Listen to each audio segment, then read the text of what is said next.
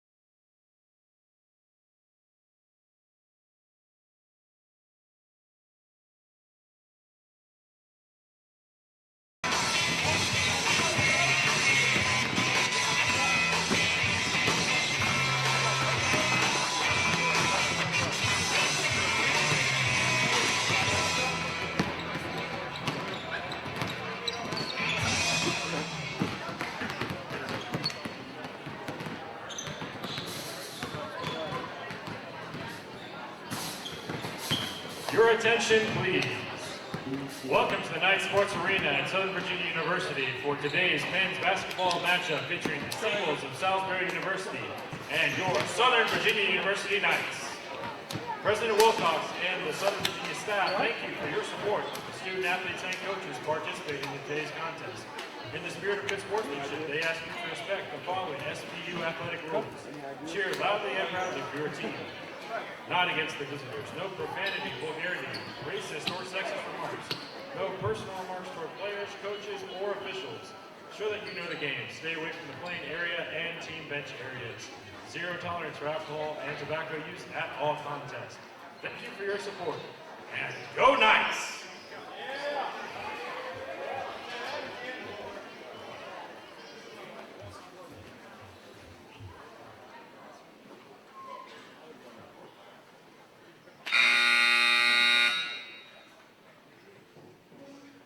In accordance with tradition at Southern Virginia University, we'll begin with a word of prayer, which will be offered by Jackson DuPay. Dear Heavenly Father, we thank you for this day. We thank you that we could all be gathered here today for this game, and we thank thee for all those who have put time into organizing this event. Please bless that we will all be able to have a great time here today, and please bless the athletes that they will be able to perform to their greatest ability, and please bless that we will all be able to show sportsmanship today. And we say these things in the name of Jesus Christ, amen. Now, if you will all please rise and face the flag for the playing of our nation's national anthem.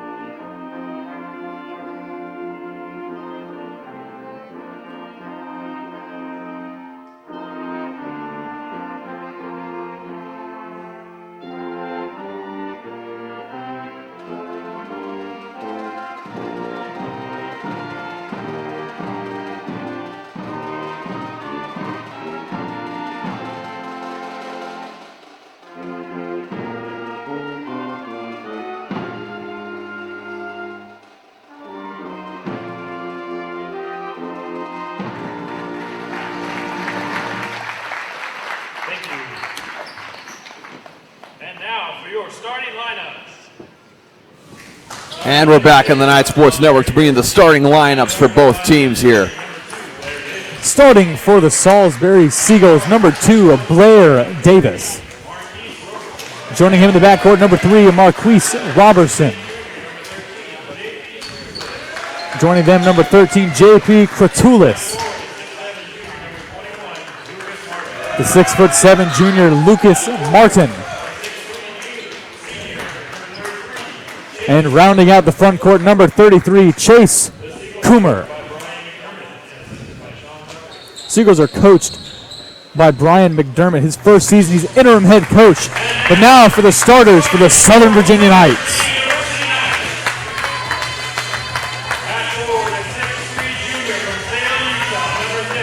The dual sport athlete here at Southern Virginia, number 10, Neil Davis, plays football for SVU. The human highlight reel himself, joining him in the backcourt, number 23, Jameer Cross. Starting the front court forward, number 24, Trey Dill. Only a freshman for this Knights team, but leads them in rebounding and the second leading scorer.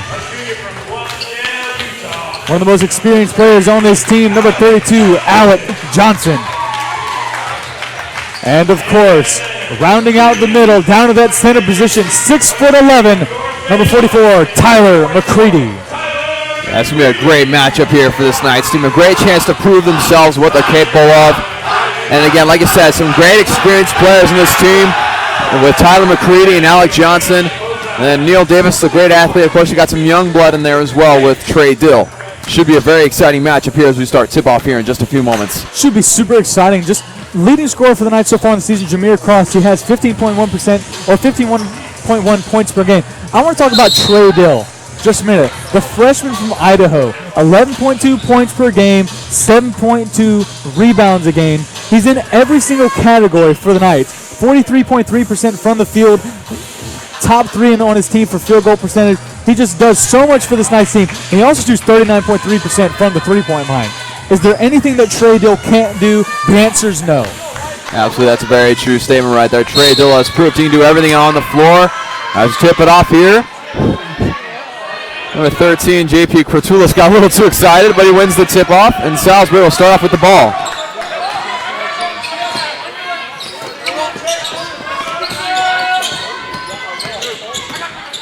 Seagulls work with it now on the outside. Alec Johnson defending.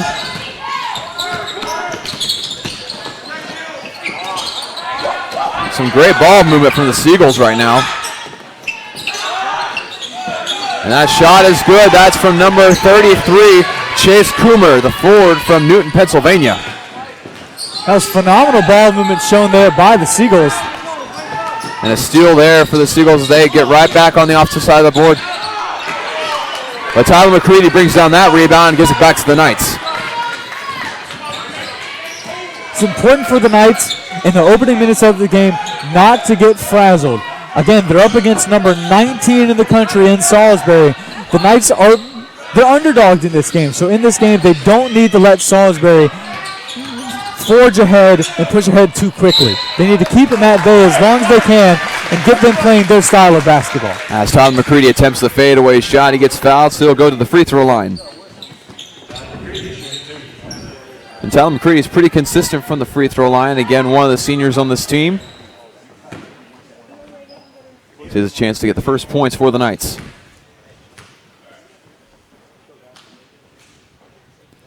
First one is up and good. And Dawson, Tyler McCready is one of those players that when he wants to, he can have the game of a lifetime. Stands at 6'11". He's just a powerhouse down there in the blocks. Sometimes finds it hard to find his stroke in the game. We'll see if this game he can apply that pressure and be the dominant force that we know he can be. The second free throw is up. And it's no good. As Salisbury now has the ball, now leading 3-1. Three-pointer up from the right side, rebounded by Tyler McCready. Alec Johnson worked with it, gets side on Neil Davis, a nice pass, and the fast break layup is good to tie it up early on. That's what you need to see, a great outlet pass by McCready, getting it up, and then Neil Davis obviously up there for the wide open two. Knights need to continue this streak of defense that they've had, and they've just continued right there. A great block in the middle, I believe that was by Neil Davis. As Trey Dill attempts a shot, off the backboard, no good. Alec Johnson working to get it, he does.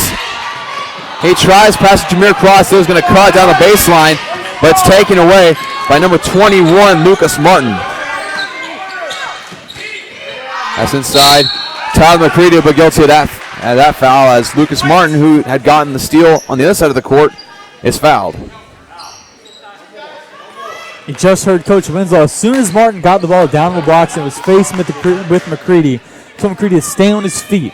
McCready has the height and the arm length and the wingspan that he doesn't need to leave his feet to be able to block the ball. As soon as he just puts that big hand up in the face, it's almost impossible to make a shot over that. He needs to stay on his feet. Don't need to get him in foul trouble early in the game. That's very true as Salisbury retakes the lead, 4-3. The second free throw is up, and it's good. Trey Dillon bounding it to Alec Johnson. Getting it back to Trey Dillon. You're seeing Salisbury with a little bit of full court press right now. Salisbury is so athletic and able to do this. Great awareness from Trey Dillon to get right back up the court to Alec Johnson. Hook shot from Tyler McCready is good. Deshaun got the ball down the post. Beautiful fake to the right. Dream shake. Brought it up with the right hand. Beautiful move. Salisbury working with it now. A good closeout from Tyler McCready. And tipped by Tyler McCready. And Neil Davis took one too many steps on that as he tried to gather himself. And so it'll be a turnover for the Knights. Saw him lose control of the ball just a little bit at the end of that play and unfortunately had the travel called against him. This is number 2, Blair Davis, the senior guard from Baltimore, Maryland, working with it now. Rebound from Trey Dill. A little bit about Blair Davis of Salisbury, who's MVP of the preseason tournament where they took on the championship in that. So he's the kind of player that can explode for high-scoring games. He's also very valuable as a point guard. So he played that point guard position, really is the floor general of this team. So he's kind of the glue that holds these Seagulls together. As that ball went out of bounds, and it'll be Knights ball still. Good inbound to Trey Dill. Tyler McCready tried to come down with it, but it'll go to the Seagulls. Corner 3. That's good for Blair Davis. Make it 8-5. Neil Davis working with it to break the press. Knights trying to set up their half-court offense now.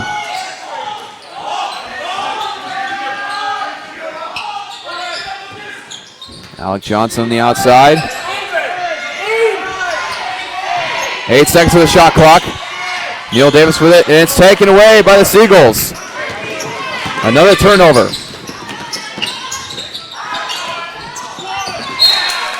And that'll stay with Salisbury.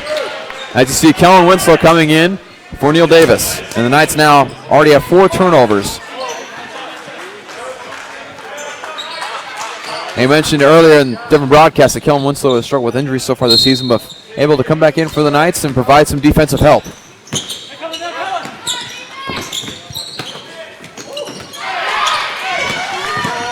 Great handwork from Jameer Cross to take that ball away. It's got a little too crowded for Kellen Winslow. And they're early in the beginning of this game, you can see why Salisbury is ranked number 19. They don't do it with their amazing offense, which they have. They have a great offense, averaging right around 79 points per game. It's their defense. Much like the women's team of Salisbury, they play such stiff and stagnant defense, and they swarm the ball. They're a little bit undersized, but they're so quick, and whenever someone gets the ball, there's always 2 guys on them. As Kellen Winslow's working with it now, gets it into Tyler McCready. Looks like they're going to call a foul on the floor. As Tyler McCready was trying to position himself for a shot. So an immediate timeout here, and early on, I mean, the Seagulls have an 8-5 lead. But what are some things you're liking from SVU right now, Chris? I'm really liking the offensive conversion rate. The way that they have fought for the ball and gotten those offensive rebounds, just the way that they fought down low to be able to keep possession of the ball when they have it. Something I think they need to pay more attention to is when they're on the defensive side or when they're on transition offense, they lose the ball in transition offense. When they have the opportunity to set up a play and run their type of basketball, they do well and they usually convert. It's when the opportunities where they steal the ball or it's a bad pass by Salisbury, they cannot convert on the fast break, and that needs to change. Absolutely they do. And then turnovers early on, obviously a big story as SVU already has 4 and Salisbury only has 1. If you're going to want to win this game and want to pull off this upset, you're going to have to limit those things. And again, some of those things are just early game jitters. They get out, getting stressed out in situations where you shouldn't be, rushing when you shouldn't. I mean, you heard just a little bit ago Coach Winslow say to Kellen, it's like, hey, we don't have to go very fast right now. We just need to get an offense set up and figure this out. Now the Knights will break their timeout huddle and head back to their side of the court. He says that because Coach Winslow knows that turnovers kill this team. This team has the capability to be something special, but the one main enemy they're fighting is themselves. If they can beat that, they can do well. Jameer Cross with a baseline jumper, no good. Now goes to Salisbury. And a bad pass from number 22, Johnny Fierenstein. Almost derails the offensive possession for the Seagulls, and it goes back to the Knights. And Jameer Cross has it. Fast break opportunity. Goes up. And that's an and one basket. He jumped clear into the paint, rose up, and got it to fall. That's what Jameer Cross does. He gets it on those fast break opportunities, and he almost always converts. That's why he's Knights' leading scorer. I mean, he seemed to hang in the air forever on that one. He got to reposition himself, I think, twice for that shot. As Jameer Cross goes to free throw for the first time. And it's up and off the front of the rim. And so the Knights will remain down by 1.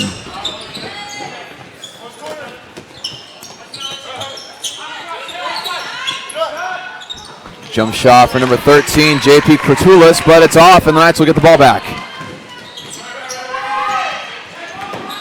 Alec Johnson giving in here. Tries to get to Tyler McCready. A great idea, but just goes off the foot of McCready out of bounds. The Knights know that the way to success is through Tyler McCready. The tallest person on Salisbury stands at right around 6'8". That's JP Kratulis, number 13. And Tyler McCready standing at 6'10", 6'11". They just need to give the ball to him. If they can do that, they can open up three-point shots. There's just so many opportunities come from Tyler McCready having a good game. And another steal from Jameer Cross. Goes in again. That one doesn't fall, and they'll go back to Salisbury. They have a fast break opportunity. Gary Brittle. And it looks like to be blocked from Tyler McCready, but it looks like they'll call a foul on him.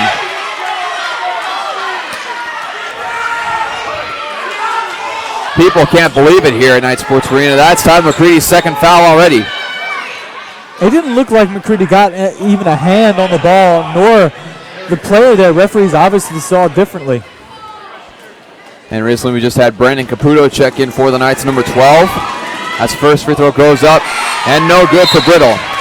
Brandon Caputo, son of longtime coach Tony Caputo, and you also see Michael Newfield come in for Tyler McCready. I like that substitution. Even though Newfield gives up a lot of inches to Tyler McCready, Newfield's got extremely long arms and extremely deceptive on the defensive end to be able to block shots and get to them. And that second free throw is good, as now the Seagulls have a 2-point lead, 9-7 here early on in the first half. Trey Dill and Brandon Caputo working with it now. Kellen Winslow in the corner.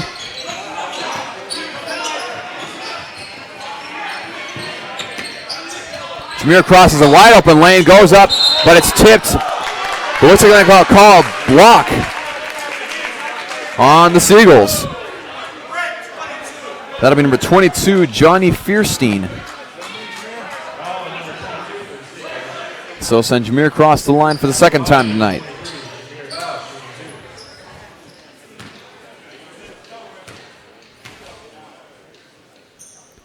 And the first one is up and rolls in.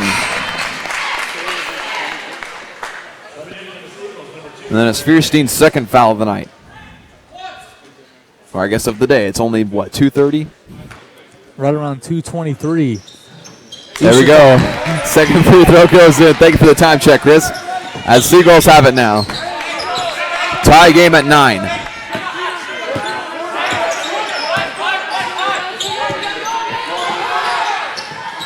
Corner three up for the Seagulls is in and out. And so it'll go to Jameer Cross. Work with it now. Gets to Trey Dill. He's going to dribble in. Get it out to Brandon Caputo, and it goes off his hands. It's a very long distance pass along the baseline. You looked up on the floor and you saw Kellen Winslow just telling these guys, hey, slow down. He, along with his dad, Coach Greg Winslow, they know their guys need to slow it down. They're playing too fast. They might be just have those jitters because they're playing such a good team. Kellen Winslow working defense now. Brittle for three, and that's no good. Rebounded by Michael Newfield to Brandon Caputo. Jameer Cross work with it. Kicks it out to Trey Dill. And it's going to go out of bounds on Gary Brittle. Checking in for Salisbury is number 21, Lucas Martin. And he'll be in for number 11, Damian Hamler. We'll also have Alec Johnson check in for the Knights. And a pick, clean pick from Brittle as he gets the fast break layup. That was a very clean steal for the quick two. And Cross is just taking a minute, staring down at his left hand. Something obviously bothering him there.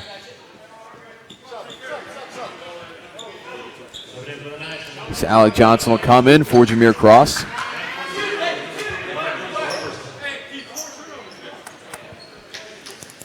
We just heard Kellen Winslow tell everybody, no more turnovers, let's go. He wants to correct this ship right now. They only find themselves down by 2. Well,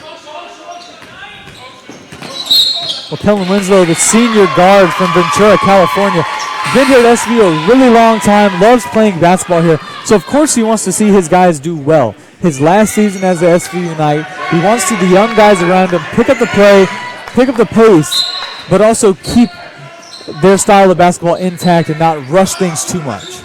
Now Brandon Caputo working it. Jaron Johnson in the game, one of the great offensive tools this Knights team has. Newfield to Johnson. Oh, Jaron Anderson, excuse me. Caputo going up, and it's blocked straight down. Alec Johnson gets it up for three off the front of the iron. No good. Rebounded by the Seagulls.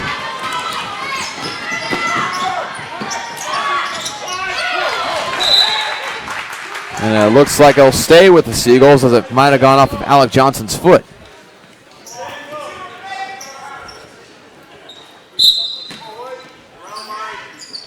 It'll be inbounded and to number 12, Mike Ward for three, and that's good from deep.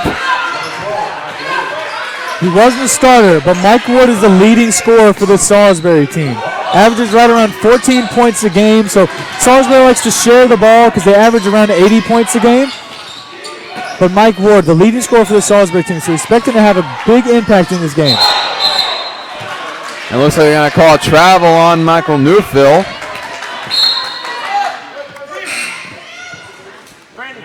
As we see Sam Armstrong come in for Brandon Caputo.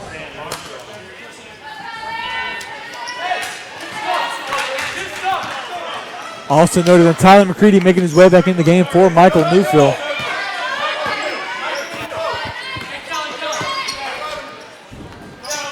You're seeing a man-to-man defense right now played by the Knights. Screen up top. Shot on the baseline, 3. Off front of the rim, rebounded by Kellen Winslow. Alec Johnson working with it now, breaking the press. A dangerous skip pass to Sam Armstrong, still stays with the Knights.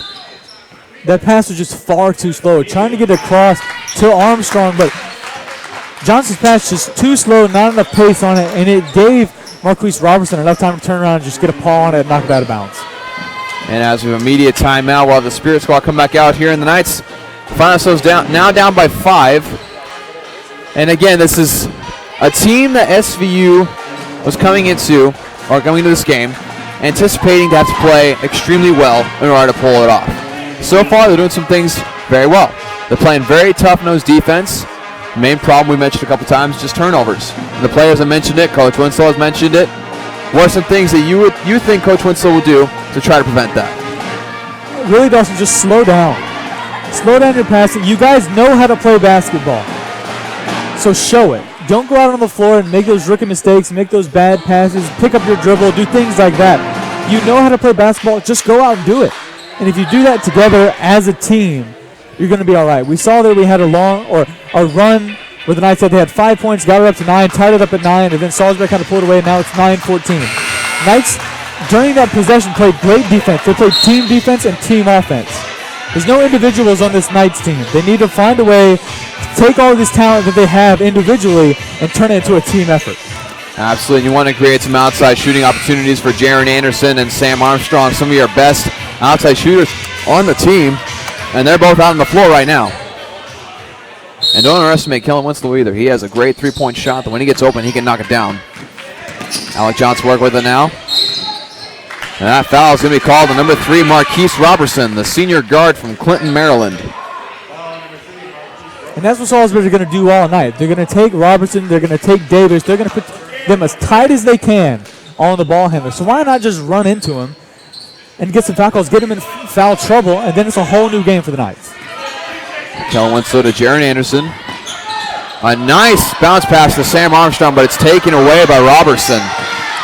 Really surprising, no call there. You saw Lucas Martin of Salisbury jump up and hit Sam Armstrong in the head with his hip. And they call that a block on the Knights, and the fans here are furious.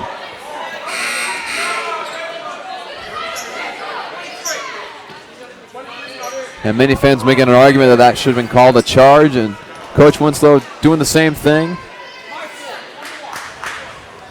And so that'll send number 2, Blair Davis, the senior guard, to the line.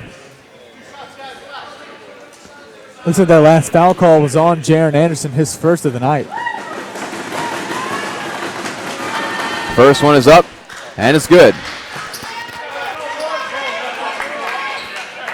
Blair Davis has 3 points, 2 assists. Second one is up and no good. Rebounded by Tyler McCready. Alec Johnson working with it to McCready. To Anderson.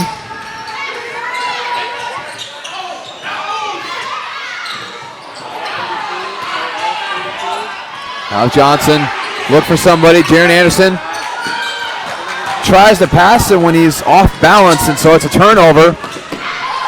Jaron Anderson goes up to defend, and it's a good basket for Salisbury. Make it 17-9. Lucas Martin just finished that layup so strong through the contact. That's what you want to see. Alec Johnson work with it. Gets to Anderson. To Winslow.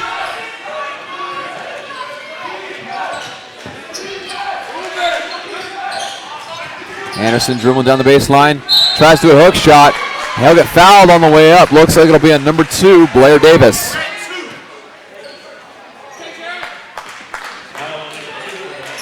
That'll send Jaron Anderson to the line. Jaron Anderson hasn't attempted a shot yet. This will be his first free throw attempt. As we see Jameer Cross and Quincy Jones checking in for the Knights. The first one is up and rattles out. I think, Dawson, something that needs to be said. Yes, Jaron Anderson drew the foul there, and he had the confidence to drive it in. But what about the confidence of number 2, Blair Davis of Salisbury? He only stands at around 5'10". Jaron Anderson, 6'5". 6'5", 5'10". He's giving up so much height, but he stood his ground. Yes, he had the foul called on him, but I know we're Knights fans, but it's just really good to see that kind of heart and drive in a player. It is impressive to see, absolutely, as Anderson knocks down a second free throw. That ball bounced out of bounds, and it'll stay with Salisbury. So it'll be inbounded by number 2, Blair Davis.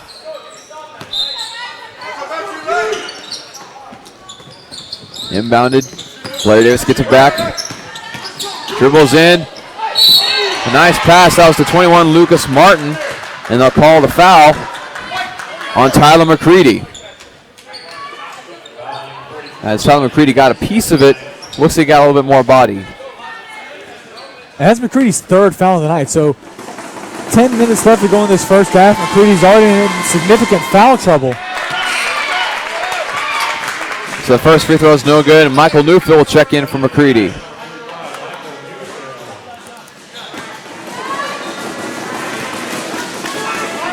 Second free throw is up. No good. Alec Johnson with the rebound.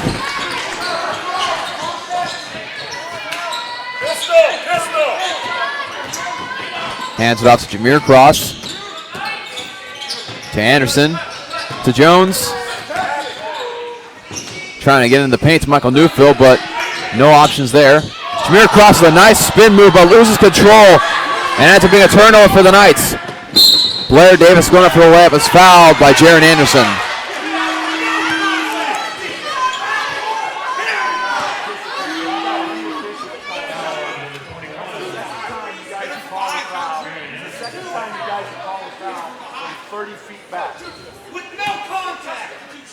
Many of the fans here are saying that there was no contact on that shot.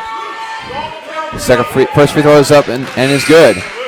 Coach Winslow having a good discussion with the ref here on this sideline. A little bit more than discussion. Coach Winslow telling the referees, don't tell me something that didn't happen. He didn't see the contact.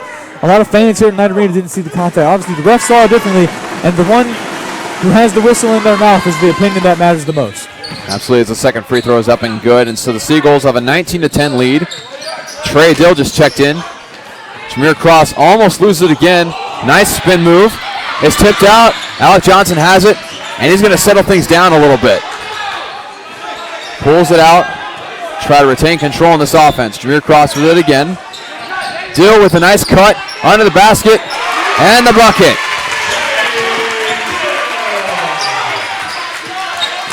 Good way to keep with it by Trey Dill there. Sorry about that, Dawson. Yeah, no problem. I was just saying that maybe that could add a little bit more momentum to this Knights team offensively.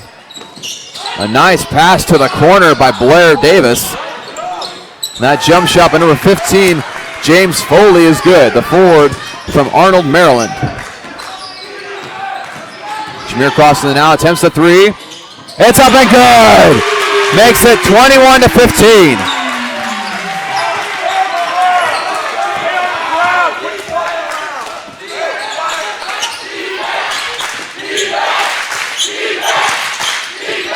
The Knights playing sort of a zone defense right now. And you love it when the crowd gets into it here at Knight Arena. The block from Michael Newfield. They're going to say it went out on Salisbury. But again, you talk about the length of his arms coming into play. That's a pure example right there. Well, even just the visual, Michael Newfield stands right at 6'6", but his arms are so much longer than what his height is. Salisbury working with it now. A lot of energy from the fans here at Knight Sports Arena. The shot is up, and that beats the shot clock. Number 15, James Foley, yet again.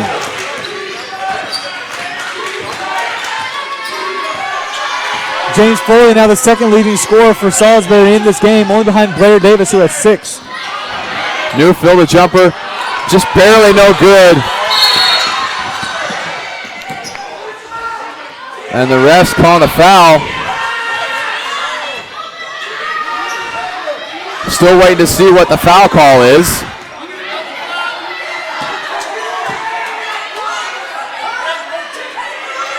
Calling a double foul. Interesting call, double foul, both on Trey Dill, he said, of the Knights, and JP Kurtulis of Salisbury. Not exactly sure what he saw. Looks like Coach Winslow is going to have a talk with it right now.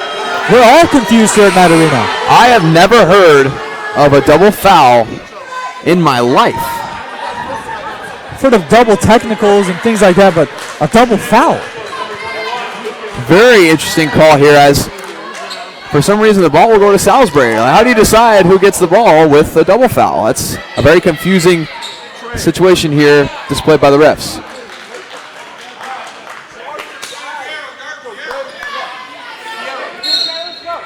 Yeah, like you said, Chris, many people here in Knight Arena confused is exactly what that was all about, but play will continue as Blair Davis brings it down the court for Salisbury.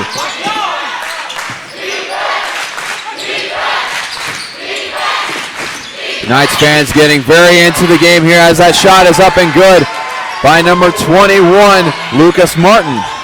Season great passes so far down in the low blocks with their forwards, Lucas Martin and James Foley. Just innate ability to pass the ball, and just Salisbury has such great ball movement. The Knights having a really hard time keeping up with it so far. Junior Cross attempted the bounce pass, but that's no good. Up to Blair Davis, up and in for the easy layup.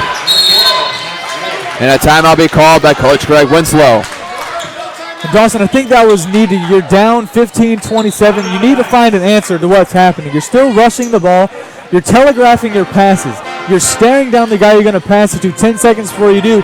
And it gives the guards like Blair Davis, Marquise Robertson of Salisbury so much time to get there and know what you're doing and pick that ball off and then score in transition. You need to slow down and you need to play better basketball. That's just the only thing you can really say.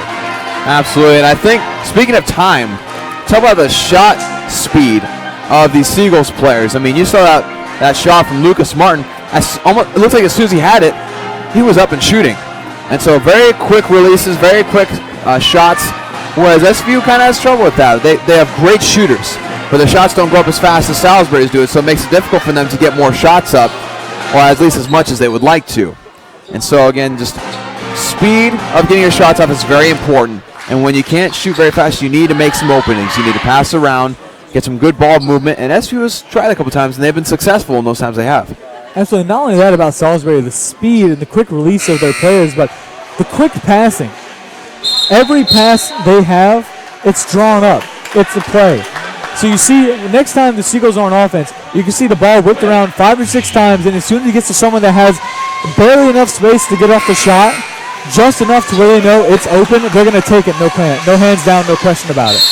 And so we'll break the timeout here with just 7.5 minutes left in this first half. The Seagulls are up 27-15 over your Southern Virginia Knights. Trey Dill working with it now. Hands it off to Jameer Cross. Alec Johnson with it to Quincy Jones. One of the new faces on the roster. Spin move. And the basket was up and in, but they're going to call a travel on Quincy Jones. Don't agree with that at all, Dawson. Don't agree. He took the dribble down on one of the steps, picked it up, got his 2 steps for the layup, and it was just a beautiful move. Has many fans here on their feet in protest of that call. And now Coach Winslow has explained to the refs, like, one of the players down on this side did the same exact thing and didn't get called. And so some more frustration for this Knights team, as many calls aren't going their way right now. More than that, it's so much frustration from the Knights fans. When you come to Knight Arena, there's only one hero. They're only rooting for one person, and that's the Knights team. If you're a ref, doesn't matter who you are, a visiting fan, just someone walking by, if you're not there to root for the Knights and give them exactly what they want, the Knights faithful are going to let you know. And they're hammering down, not on Salisbury, because the Knights are facing, they're hammering down on these officials. And you hear the energy of these fans coming alive right now. Now it's just your SVU pep band, excuse me. This year, actually, SVU has their first ever marching band in school history. And so that's a good thing to know about this great musical program here at Southern Virginia. It's one of the things the school prides itself over. And again, finding yourself down by 12, the Knights are. If you're Coach Winslow and these things are coming against you like fouls and all these things, what are you telling your players? Well, you need to let your guys know that, hey, I see it too. You're not the only one that sees these fouls that could go both ways but aren't. He needs to let his guys know that he's on their side. And that's what he does throughout the season. Lets them know that he's got their back. He's on the same team, obviously. But he just needs to let these guys know that, hey, he's doing everything he can to try to change the tide of these calls, especially. There's not really much you can do about refereeing like this, except kind of sit back and wait for it to change. As Salisbury takes the ball down the court, Blair Davis with it. Here the defensive chance from the Knight faithful. Trey Dill playing some tough post defense with a three-point up, and no good. That was attempted by Blair, not Blair Davis, actually. That was number 12, Mike Ward, who attempted that shot. Now the Knights have it. Good screen from Michael Newfield. Jameer crosses it, tries to get it into the paint to Trey Dill. Trey Dill not to get the positioning he wanted. Trey Dill never had the positioning that you need to have in order to make that pass. I'm not exactly sure what Jameer Cross was thinking on that play. Would have been good if Trey got it because he would have been right behind his defender, which I believe was Lucas Martin, and able to get it up for two. But the Knights, they're just not making good passes. They're not waiting long enough for someone to get possession. They're not taking their time. And it's really tough for SVU because Trey Dill is playing sort of a post position right now, sometimes defensively and more times on offense, as corner three is almost attempted. And that shot is no good from James Foley. A couple of Knights players diving for it is Trey Dill and Quincy Jones. But it looks like the Seagulls will retain possession.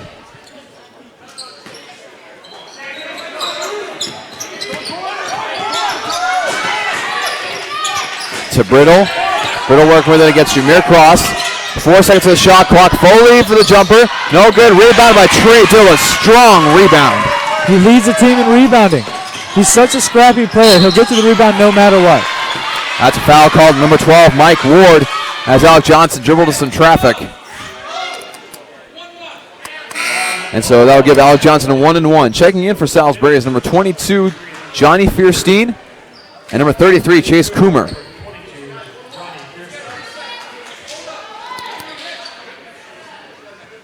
At the line, number 32, Alec Johnson. Alec Johnson at the free throw line for the first time tonight. First one is up, and it's good. So he earns his second attempt on the 1-and-1.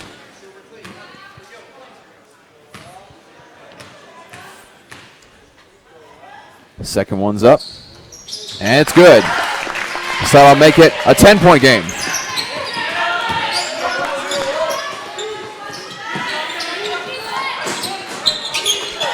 Salisbury attempts a three, and that's good from Brittle.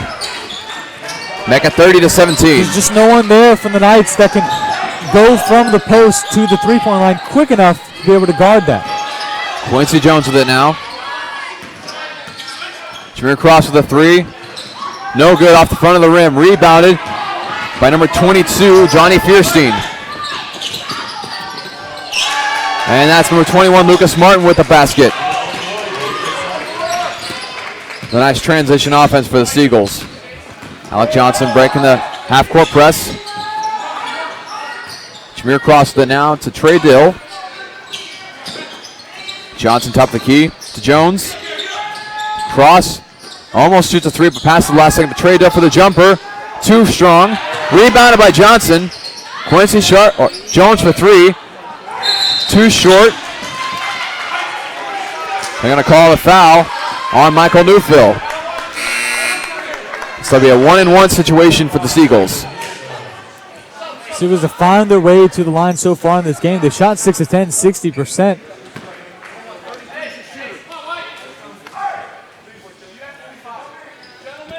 So number 33, Chase Coomer, will be the free throw line shooter. Chase Coomer, senior, standing at 6'3" from Newton, Pennsylvania. First one on the 1-and-1 is up and good. So he'll get his second attempt.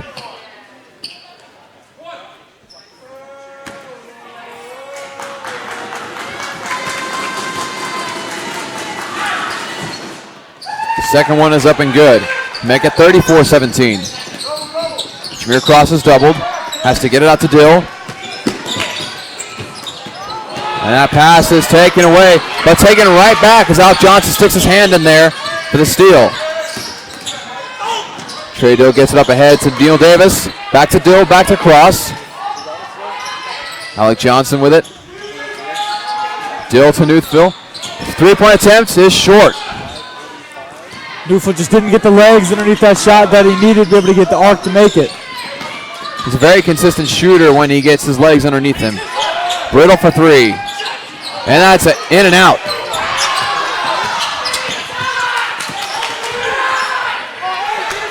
The fans are upset that there wasn't an out of bounds called. Jump shot from the free throw line. Rebounded by Trey Dill. The shot was attempted by Chase Coomer. Now Johnson working with it. He's going to drive in, and he's going to get the foul.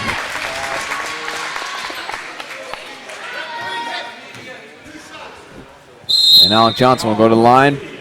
We'll have a timeout first, as the Knights now find themselves down by 17.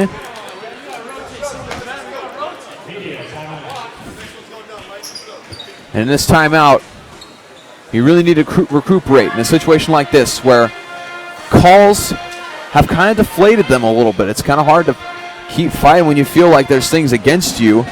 How do you combat that?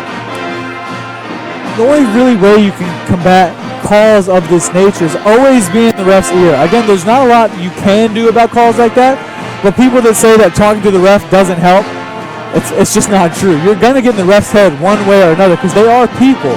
But if you're the Knights right now, you've struggled team-wise. You need the whole team to come in and walk together as a unit and play better basketball.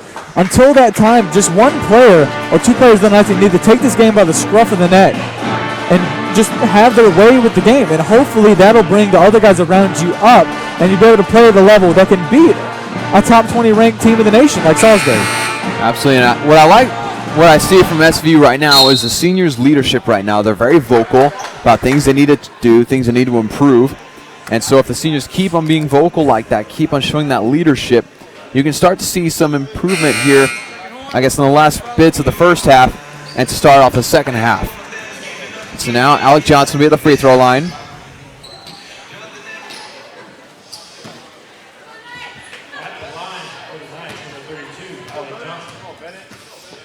Alec Johnson's first free throw is in and out. We'll see Bennett Canlin come in for Michael Newthville.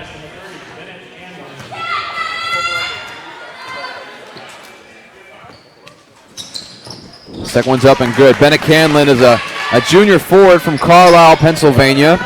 He's another tall one for the Knights. He's 6'7". He adds a lot of things that the Knights can do. He's a really strong finisher at the basket. Not as much of a defensive presence as maybe you want him to be at his height, but offensively, get him the ball in a one-on-one situation and he can make defenders pay, just like Salisbury just did just then. And Brittle makes the three-pointer. Makes 37-18. Alec Johnson for the jumper. That's up and no good. Rebounded by Salisbury.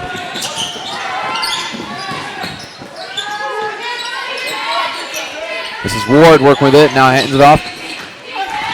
That's a great block from Trey Dill on Brittle.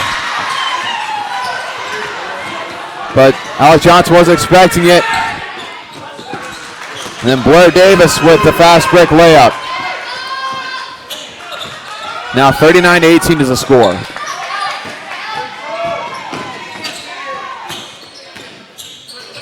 Neil Davis working with it. Alec Johnson. Neil Davis again. Cross. Trado cutting through. He was looking for a jumper, but Jameer Cross will get it, and that's just short. Knights have struggled so much from the field so far, shooting 5 of 18. That shot is up, and that's an air ball from number 3, Marquise Robertson, and the fans are letting them know that it was. Fans let him know, but then some great work by Blair Davis able to get the ball before it goes out of bounds and throw it off the heels of Trey Dill to keep that possession. But Yes, the Knights fans letting Salisbury know of that air ball. Back out to Blair Davis. Steps back for three. No good. Rebounded by Jaron Anderson. Just under 2.5 minutes left to play here. The Knights have it. Neil Davis wants a three, but decides not to at the last second. Doubted himself. And at Canlon. And it's knocked out of his hands. It's another turnover for the Knights. The three-pointer's up and no good. That was attempted by number 12, Mike Ward. Jameer Cross with it now.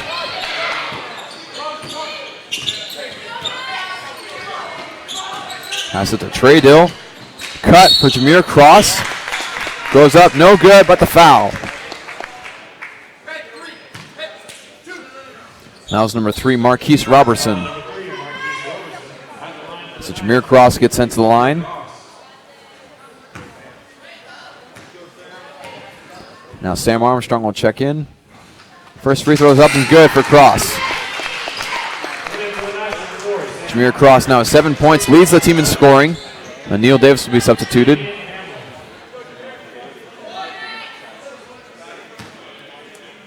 The second free throw for Cross is up and good.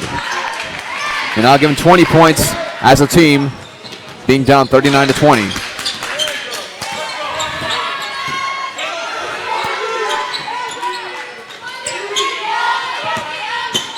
Armstrong defending.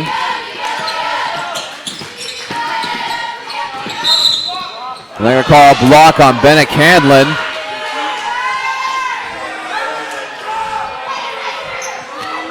As was number 12, Mike Ward, going up for the layup.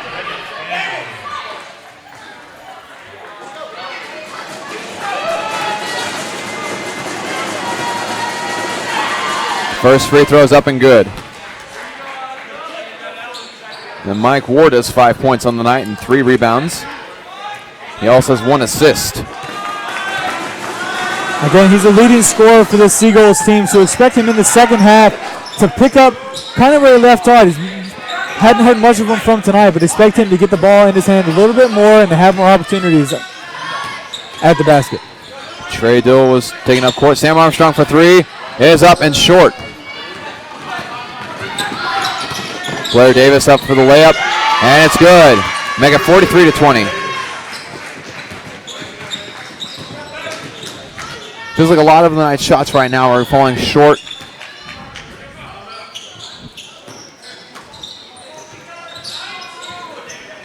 Sam Armstrong work with it to Jameer Cross for 3, and it's good.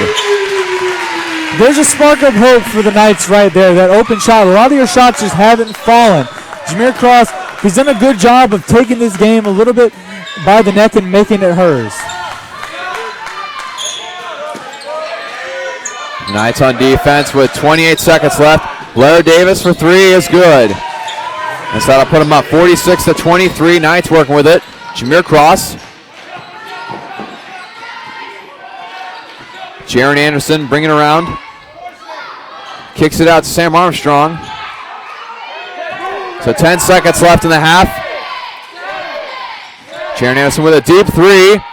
That's short. Rebound by Mike Ward and brought up to, that was up to number 5, Gary Brittle, and that one's no good to end the half. And so the Knights will go into halftime being down 46-23. A lot of things just not quite working with the Knights right now. Shooting has been very difficult for them. It's been tough with turnovers. It's been tough with foul calls. And so you'll have to imagine that Coach Greg Winslow will have some words for his team going into halftime. And Chris Fall will be talking with him in just a few moments here. But again, just tough first half of the Knights overall. And Chris has Coach Winslow with him right now. What do you got for us, Chris? Coach Winslow, turnovers have been a big concern for your team in that first half. What are your plans to combat it going into the second? Well, I mean, we had plans. We haven't been following them. Our effort's very poor. That's the bottom line, and it's really disheartening, I know, for them and for us as a staff. We're not playing hard. A lot of our turnovers have been very careless. You know, we're a half step, slow to the ball. We're a half step from getting our hand up, and hopefully we can try to climb back into this. But if the effort's not better, I don't see things changing. It comes down to effort. All right, Coach, and a positive you can take from that first half is your team is out-rebounding Salisbury by more than double. What effect can your dominance on the boards have on the remainder of this game? Well, what needs to happen, it needs to happen on the offensive end. We're not shooting well. We haven't been shooting well for a while. I don't know what that's attributed to. We have good shooters. We shoot in practice, and we shot real well early in the year. And about the last 4 or 5 games, we're just not shooting well. We're getting looks and not knocking them down. And so it's frustrating for them. It's frustrating for us. All right, thank you so much, Coach. We'll let you join your guys. And Dawson, I'll send it back to you. Thank you so much, Chris. And that'll do it for the first half here as the Salisbury Seagulls take the lead over the Knights 46-23 going into halftime. We'll be right with you in just a few moments for some halftime stat updates. We'll be right back with you on the Knights Sports Network.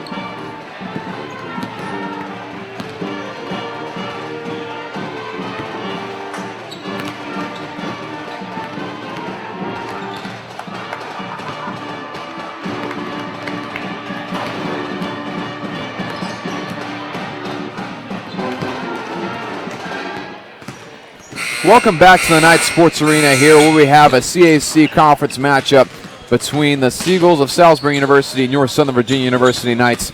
Right now the Knights find themselves in a hole here, being down 46-23 to start the second half. And Chris, we talked about a few things during halftime, you and I, about some things the Knights are doing well, the Knights aren't doing so well. One of the things that has been a real problem is, and we've talked about with Coach Winslow, was turnovers. And turnovers has been just a giant concern for the Knights overall, and it has a lot to do with Salisbury's really stiff defense. They've stolen the ball 10 times, and the Knights have played in a manner where they've thrown the ball away on occasion to occasion, but you can learn from that. And throughout halftime, you expect Coach Winslow to tell the guys, hey, we need to slow down. We really need to play our style and our brand of basketball. And when they do that, the Knights have more confidence when they play. Just all the problems they had in the first half, they're fixable. All these are manageable. So there's still plenty of time and a lot of basketball to be played. And the Knights, when they can tweak those things just the smallest bit, you see them on the incline. Absolutely they can. And one thing they're doing really well right now is rebounding. They're winning the rebound battle all across the board. And so, like you said, if they could just limit those little passing mistakes, those turnovers, this can be a really different game. And one thing I also want to mention is points off of turnovers. Where, Salisbury only has 3 turnovers, and SVU only has, SVU has 0 points off turnovers, whereas Salisbury has 13. Those steals and those fast break opportunities. And again, we were just talking about passing, how that could be a big way to prevent those fast break opportunities for Salisbury. And to go back to the points off turnovers, that's the way Salisbury plays. They play that swarm defense, they get the ball out of your hands, and they go score in transition. And with this hurry-up style, the Knights have kind of been forced to play, and they don't like it. It's uncomfortable for them. So when they get those fast break opportunities, they're taking the fast break almost a little too fast, and they're not thinking about what they're going to do with the ball. They're not thinking about the pass. They don't play with the fast break very smart when they're rushed. But again, all these things is fixable. So going in to halftime, you got to know that there's things are fixable, that things are not out of reach. It was interesting to see it throughout the second half if those things are fixed. It'll be interesting to see how officiating goes in the second half during the last portion of that first half. Many of the Knight faithful and coaches, and at some points we ourselves have questioned the things that have been called on the floor. Again, our officiating crew is a great group of people, do a phenomenal job all around. But there have been some calls that have been very questionable. I mean, we talked about that double foul call that, it's very, very uncommon. And then just all different things that these fans just gotten upset about and that they don't think is correct, which, of course, your fans will do that if it's against you. But when it comes to that, again, we talked about how you need to pick yourself up from that, how you need to make sure you play above that and make sure that you just do everything you can in your power to play to win. Again, and that's another fixable thing. When the officiating is not going your way, the second half could be totally different. They can be all for you and all against the other guy. So all the things that went wrong for the Knights in that first half are fixable things. They're not concrete. They can be fixed, salvaged, and saved. Interesting change up here to start the second half. We'll have Bennett Canlin at the post. And the Knights will start off with the ball. That's really due to the fact that Tyler McCready is in such foul trouble, and Coach Winslow's just looking for an answer in any way he can, and maybe Bennett Canlin could be the answer to that. Bennett Canlin goes up and gets the foul call, and he'll go to the line. Watching Bennett Canlin in warm-ups, he's one of the higher flyers in this team. He can really throw it down. He has many different ways that he can do that. Him along with Jameer Cross. He's an exciting player to watch. Let's see if he can implement that here in today's game. Absolutely, an extremely explosive player, an explosive athlete. So when he gets in those type of situations where he can use his athleticism, jump as high as he can, and usually bang it down with a dunk, expect him to try and do that. And that first free throw for him is good. Second one is up, and too strong. Blair Davis with it now. Pass across court. Blair Davis, pass to the corner. That's going to be a travel call, number 33, Chase Coomer. Not surprised with that call at all. Coomer's been doing it basically all night. I'm really glad the referee has picked up on it. Neil Davis with it to Jameer Cross.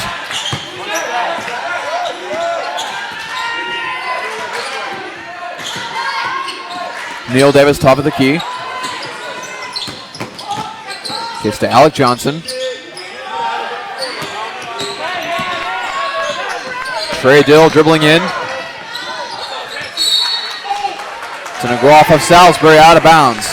You saw Dill try to pass it out to Bennett Camden and all that. I think it might have been smarter just for Dill to just go up because he had space. He's a right-handed player. He had space to get that right hand up and maybe get onto the foul line. Just an opportunity for some sort of point.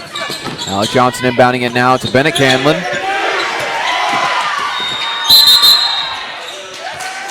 And they're going to call that a block as the shot clock expired. And so the Seagulls will have it. Blair Davis will take it down the court. Near him is Marquise Robertson. Wide open in the paint was number 13, JP Catulius. And now I'll go to number 21, Lucas Martin for the basket.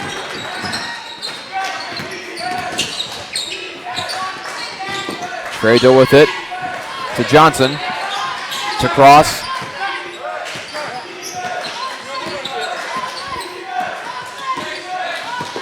Neil Davis will have it at the top of the key now.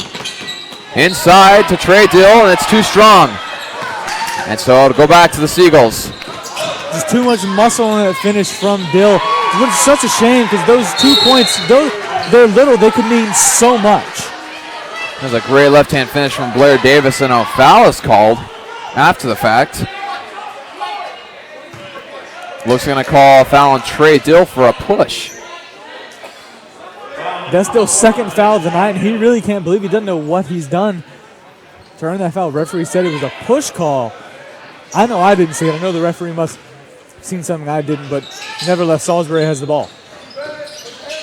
Davis in the corner.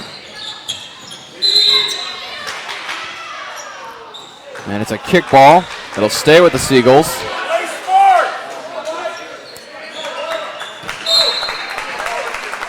It's a really fortunate call there for the Knights because if you look down in the paint, number 13, JP Catulius just had all the time and space in the world if he would have had that ball and not had the foul call. And a good rebound from Trey Dill.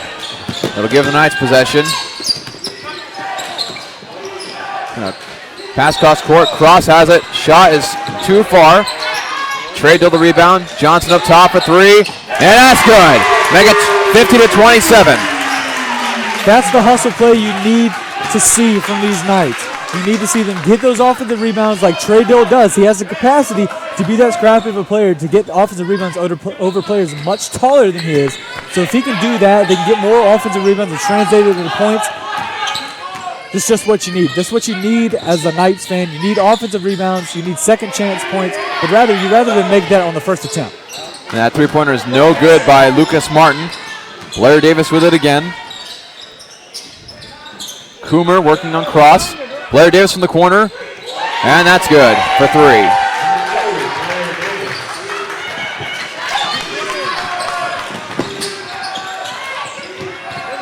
That gives Blair Davis 15 on the night as Bennett Canlin went up for the dunk and is fouled. Bennett Canlin looking for a statement basket.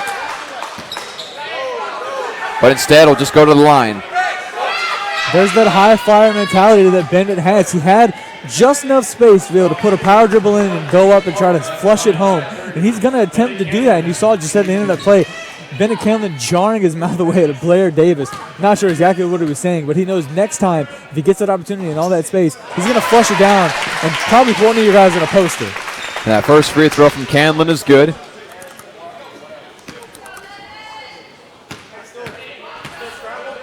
Second one up and good.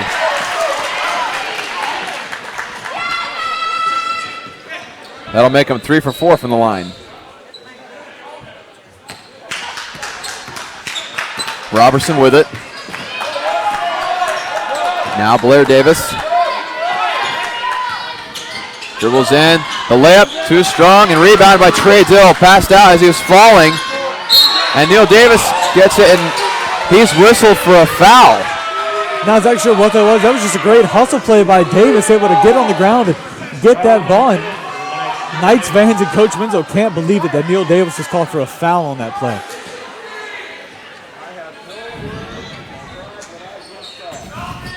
And now the Seagulls have the ball.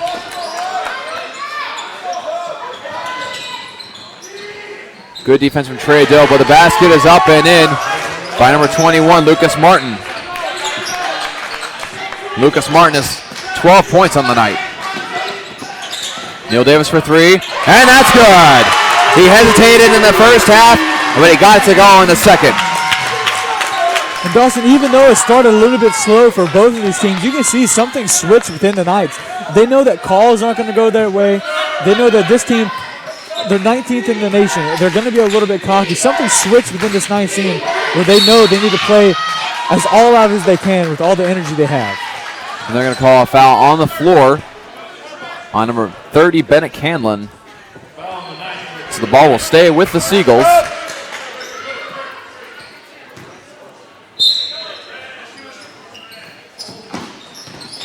Inbounded. Ball is up and no good. Rebounded by Neil Davis. Pass was attempted by Lucas Martin. Trey Dill thought about taking a three, hesitated. Trying to bring it back out, gets to Davis. Cuts cross court to Alec Johnson for three. In and out. So close on the lag shot from Johnson. That's what he needed to do to have the time and space to get the three off. It was a good shot. Just unfortunately didn't make its way into the bottom of the net. Coomer for three. No good. Rebounded by Alec Johnson.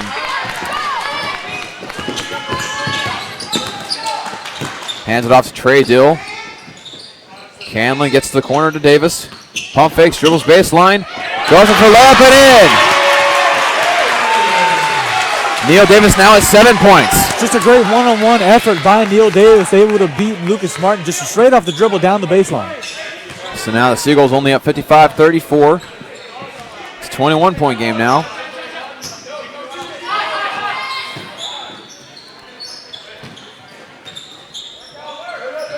Working the post is Cotulis. And a charge at Cotulis, taken by Bennett Canlin. Dawson, it almost appeared that Bennett Canlin is going to spark plug this Knights team needed to just get their heads back in this game.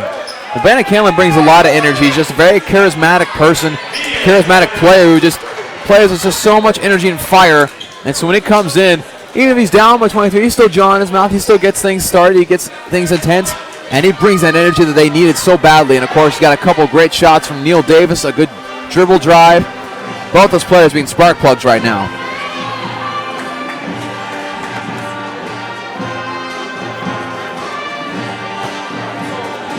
So now we'll have a timeout here as the Knights have whittled down the lead a little bit.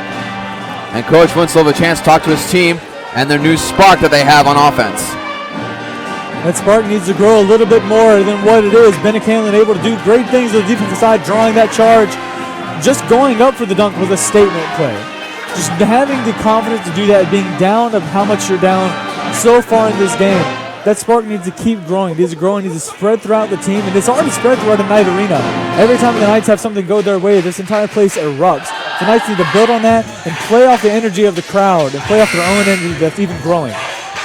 Absolutely, as the Salisbury Seagulls break their timeout huddle, and the Knights will do the same. And so the Knights will have the ball after that charging foul. And again, if you're just joining us here on the Knight Sports Network, I'm Dawson Weidrich. With me is Chris Fly, the first ever fully student-run broadcasting program at Southern Virginia University. We thank you for joining us as the Knights find themselves in a little hole, but starting to find some sparks on offense from players like Neil Davis and Bennett Canlin. As Tyler McCready checks in along with Jameer Cross. Johnson thought about it. Goes up and in for the score. 55-36.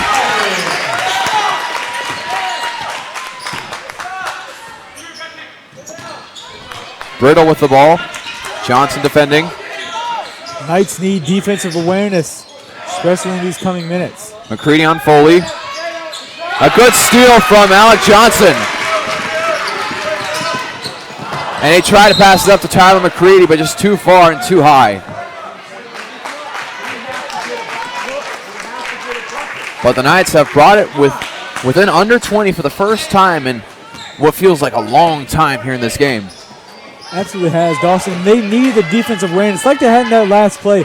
Just with that defensive awareness, you need to have a smart basketball IQ on the offensive side of the ball. That's the way you're going to get back in this game. Defensive stops and just being smart on offense. And Neil Davis called for the foul there as number 11, Damian Hamler, bounced off of him and onto the floor. So the ball will stay with the Seagulls.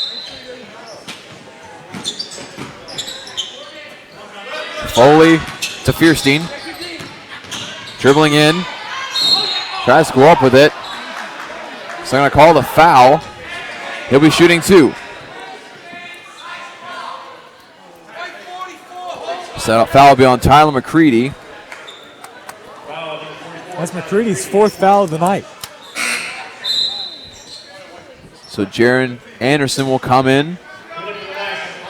And Tyler McCready will come out for the foreseeable future. Don't expect him to come back in this game until there's just a few minutes left when they really need his production, his defense down low. And a good layup there by number 12, Mike Ward. Jameer Cross working on Brittle. Trey Dill for 3, and that's good. Great shot by Dill. I think he was looking for the foul there to be able to get an opportunity at the foul line, but nevertheless, a great 3-point shot by Trey Dill. The shot is up, and that's good by number 12, Mike Ward. They answer back with a 3 of their own.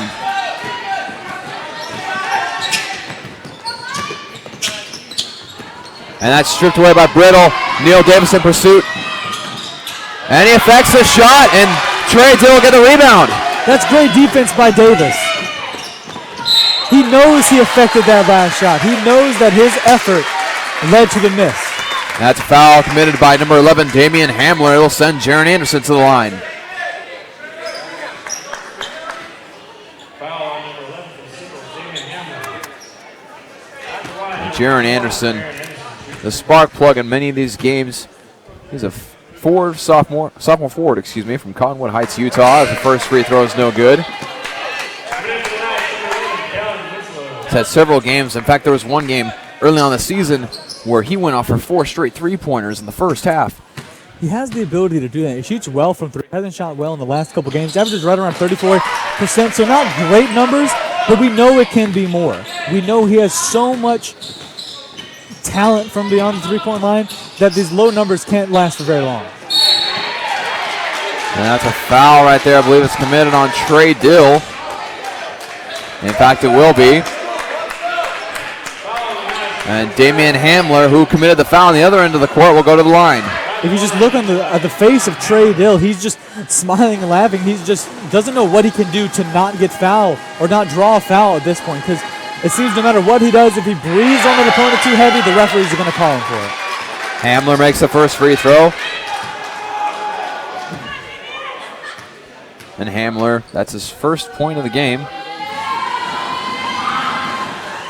Second one is up, but rebounded by Brittle.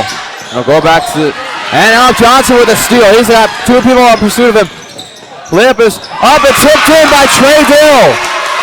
Great hustle play by Trey Dill. Alec Johnson, too much pressure on the layup, but Trey Dill right there to clean it all up. A great follow-up by Trey Dill as the Knights are on defense again.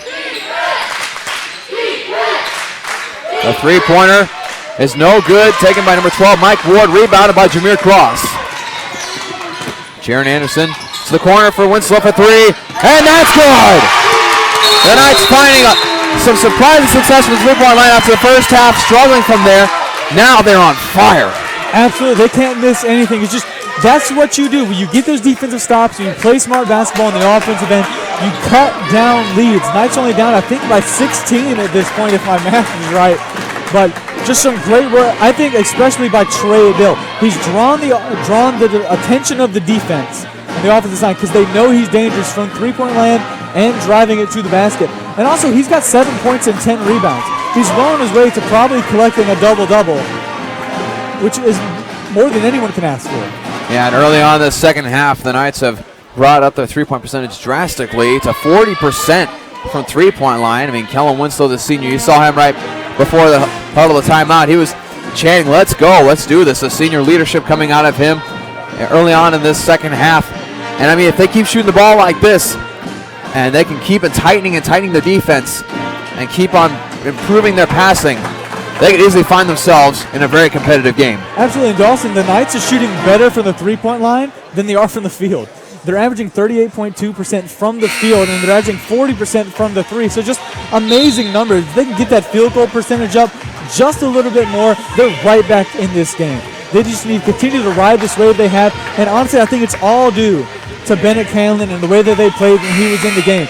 He was a spark plug for this team, got their heads back in it, got their motivation back, and yes, they're down by 16, but it doesn't feel that way. It feels like they're right back in it.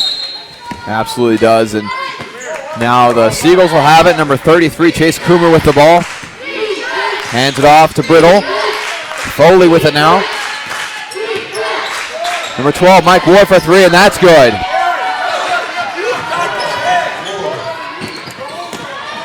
It's very difficult to cover Mike Ward. He's a very automatic three-point shooter. Kicks it out to Anderson for three, and that's good. A response, three of their own. Knights responding with a three of their own. It's a great showing. A little bit of anything you can do, I can do better. Like we saw in that Frostburg game, Knights able to respond to Mike Ward's three. Ball's mishandled a little bit by Fierstein. Coomer passing it to the corner. Brittle, no good from three. Rebounded by Jaron Anderson. Gets to Kellen Winslow. Trying to get it to Alec Johnson. Jameer Cross with it now. Winslow at the top of the key for three. No good, but tipped out of bounds by the Seagulls. Great play by Alec Johnson. He almost got both hands on that rebound and able to bring it down, but it just goes off the fingertips of the Seagulls. The Knights get another possession on offense. And now we'll have a media timeout. We just saw Blair Davis check in for Gary Brittle for the Seagulls. And despite that missed three, I mean, like you said, the almost rebound right there that ended up going to the Knights anyway, it's still a win for your offense. It gives you a second chance, gives you a chance to set up a really good play to one of your shooters, that which most of them are hitting right now. Trey Dill's hit a three. Kellen Winslow's hit a three. Neil Davis has hit a three, which he's not very well known for his three-point shooting. And so that's a very good sign for you. You got plenty of people to turn to make those deep shots. Absolutely, and a complete contrast from the first half compared to this half. Every small victory that you didn't get last half seemed like a major defeat. You had a lot of things not go your way. So in this second half, every small thing that goes your way is such a big win for the Knights, and it just gets the entire energy of the team up and the energy of the Knight Arena up. So any small victory that the Knights can come out with at every possession is a big victory in my book. Absolutely. Now we'll break this timeout here, and the Knights will have the ball under the basket. We'll get to see what Coach Winslow has drawn up. And again, in the game, we have Jaron Anderson, we have Trey Dill, Alec Johnson, Kellen Winslow.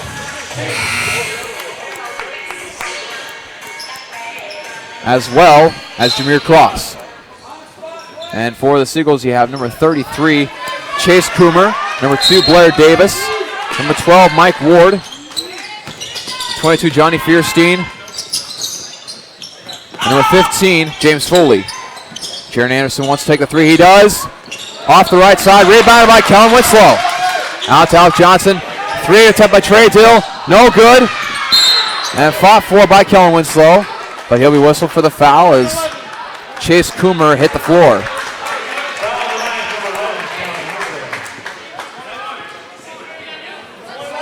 That's the kind of fight that you see Kellen Winslow having him as he goes up for a rebound, and he doesn't care if someone's in his way. He's going to get it. It's really fun to watch Kellen Winslow play because he's a really aggressive player. So sometimes when he gets called for a foul that maybe is questionable, he'll fight whatever it is. But when he doesn't fight a call, he just knows he fouled, and you know that was a hard foul. So we'll have Chase Coomer, the senior forward from Newton, Pennsylvania, to the line once Jaron Anderson ties his shoes. Looks like the shoes are all tied up. I think the referee leaned over and told him to do a double knot on that, which is going to keep this game moving. Free throw is up, and it's good. So that was the first end of a 1-and-1.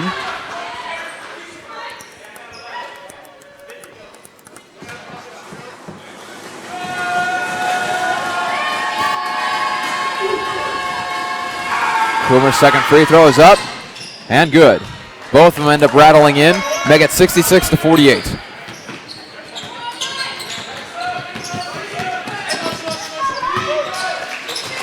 Winslow with it now.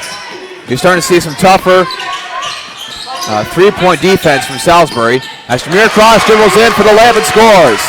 That's what you need to do when that tough defense from the three line up Piers. You need to drive it in. You got Jameer Cross. He can beat basically anyone in the CAC off the dribble on the first try. You just need to keep riding that. Now Salisbury working with it. Foley with it now. And that's a charge by Salisbury. On number 15, James Foley. And Dawson, Knights are down by 16. But if you look at the faces of the players on the floor, the Knights are relaxed. They're energized. They're ready to get into it. Salisbury looks frazzled, which is weird to think because they're up 16 and they're ranked 19 in the nation. Why should they be frazzled by this? Looks like they're going to call an illegal screen on Jaron Anderson as he turned around really quickly to get in the way of a defender. But the ref didn't like it, so he will get the ball back to the Seagulls.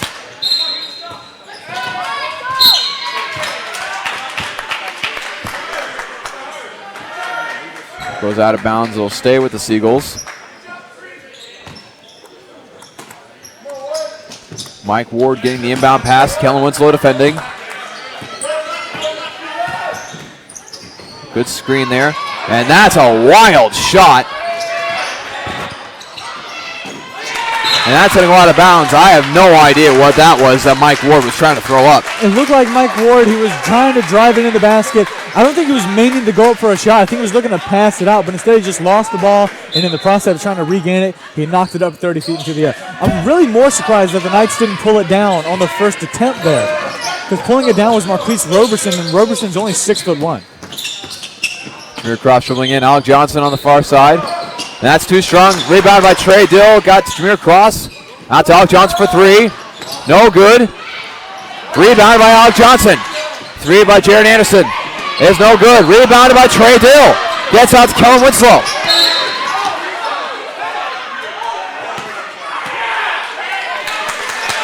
Looks like going to be a foul on number 3, Chase Coomer.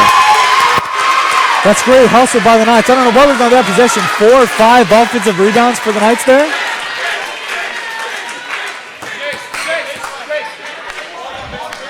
Yeah, it looks like as they were tangled up on the ground that Coomer just kept on holding on to Trey Dill.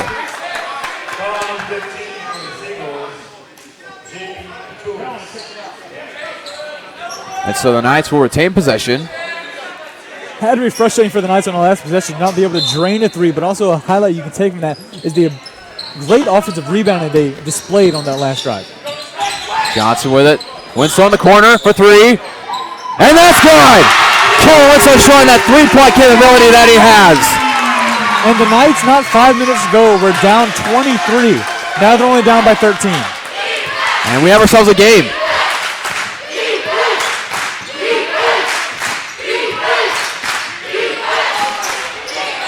The Knight crowd chanting defense right now as Mike Ward for three. No good. Rebound by Jameer Cross. A rare miss by Mike Ward. Winslow wanting it. A nice in pass to Trey Dill for the score. Great move by Jameer Cross. You saw Roberson reach. He made him pay by crossing over and finding Dill with the left hand. It is an 11-point game now. Whereas before, at halftime, 23-point game. Minutes ago, that had double of what we had. And that's good defense by Jaron Anderson, rebounded by Alec Johnson. Alec Johnson dribbles in, and the layup, and brings it within 9. Amazing by Alec Johnson, able to drive in. Just amazing showing from the junior from Bluffdale, Utah. He knows what to do with the basketball.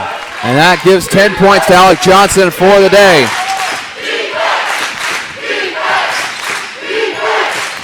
Blair Davis dribbling in on Jameer Cross. Gets blocked by Trey Dill, but they're going to call the foul. That's poor refereeing there. That is such a clean block by Trey Dill.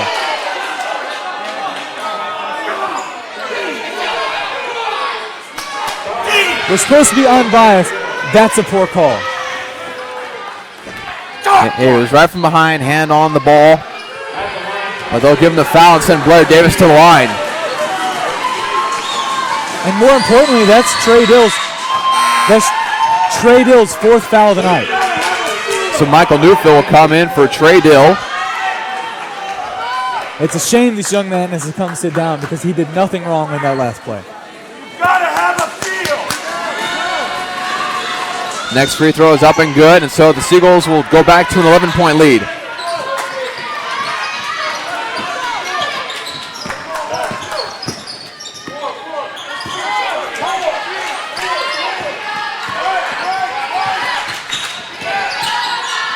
Michael Newfield for three, and that's good!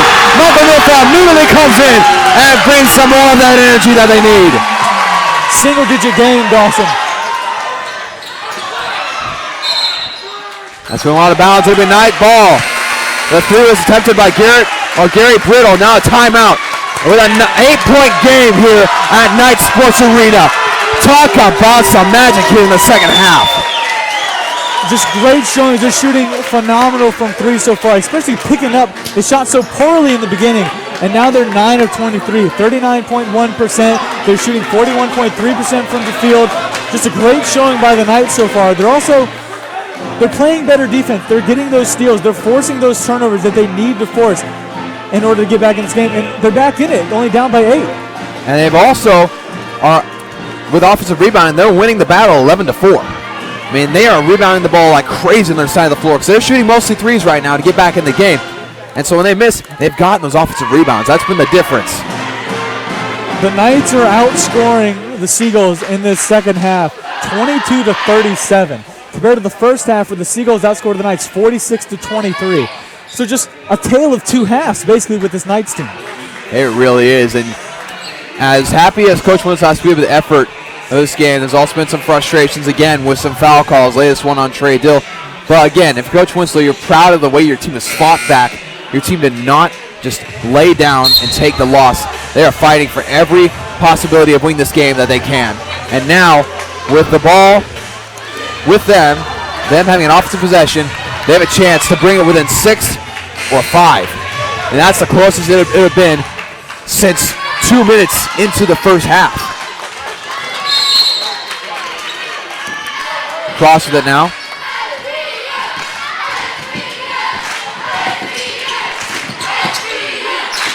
Jameer Cross with it now. 7.5 minutes left in the second half. Jameer Cross trying to get it to Newfield again. Good pass to Alec Johnson. Gets it out. And that's a good play from Jaron Anderson. It is 68-63. And this arena is going insane. And now Jaron Anderson at 8 points on the night with that three-pointer. The Knights have really heated it up from behind the arc. And you see number 33, Chase Coomer checking back in for Salisbury. As that's no good, rebounded by Michael Newfield. Anderson with it now, gets across court. Gets to Jameer Cross. A 5-point game. And they're going to call an offensive foul on Jaron Anderson. Foul call. Just standing there. Said it was an illegal screen on Jaron Anderson. Now Anderson has 4 fouls. The person that's been heating it up from three, probably the most on this Knights team, now in intense foul trouble. Again, not sure what that call was even about. Now Blair Davis with it. And this crowd is deafening right now.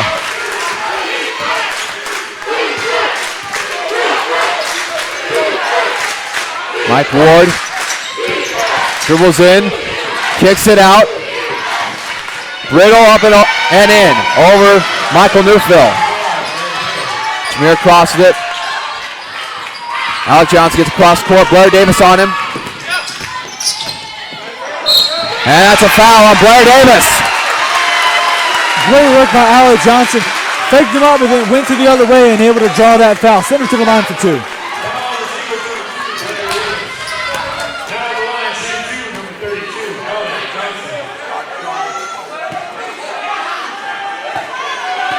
Alec Johnson will be to the line. He is 3 for 4 so far in this game. First one is up, and it's good.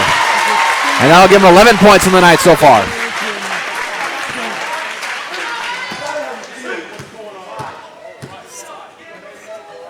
Second one's up, and it's good. Make it a 5-point game again. And that brings the Knights to 70%, upwards in the 70% when it comes to free throw percentage.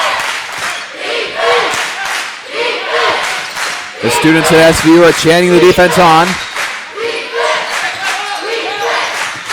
Cross defending on Blair Davis. He goes up. No good. Rebound by Davis. Still no good. Rebounded by Michael Neufeld. He's fouled. Fouled by Lucas Martin, number 21. Great hustle by Michael Neufeld. He had his hands in that ball. He was able to bring it down and draw it. Someone had to be calling a foul on him because he had hands all up in his face. You see the women's basketball team who just won earlier today chanting on the team.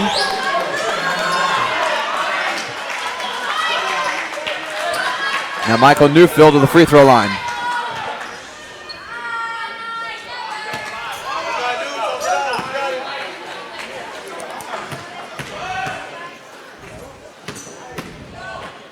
And it's up, and it's good.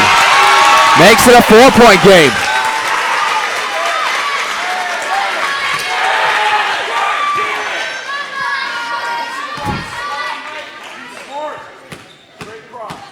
The second one is up and in, make it a 3-point game. That's a one stop and a 3-pointer away from tying this thing up. Absolutely sensational by the Knights. They looked like they were down and out. Would have been so easy to lay down, but they refused to do so. Mike Ward driving in, and that's up and in. A great drive by Mike Ward. Mike Ward is the weapon for response for the Salisbury team.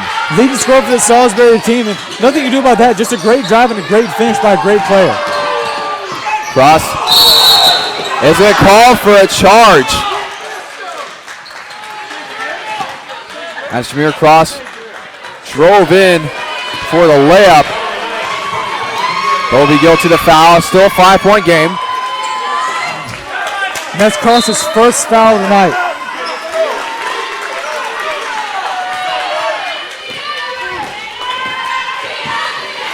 (72-67) is the score. A 3-pointer from Mike Ward is no good, and it goes over the backboard and out of bounds. Full court pressure being applied by the Seagulls now. Anderson inbounding it to Alec Johnson.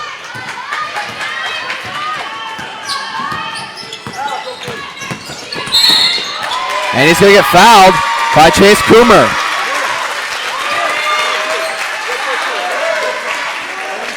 Now, folks, if you recently tuned in, we'll have you know that this is a 23-point deficit at halftime. 46-23. It is a 5-point game now. The Knights have fought and clawed so hard to get back in this game as Jaron Anderson is at the line now. First one up and good. They got a 4-point game. Fight's the right word. They've had to fight for everything. Calls, offensive possessions. It's been a great showing by the Knights so far. There's great heart shown by everyone on this team and Coach Winslow. Now 72-69, a 3-point game again. Chase Coomer with the ball. Just 5 minutes left to play.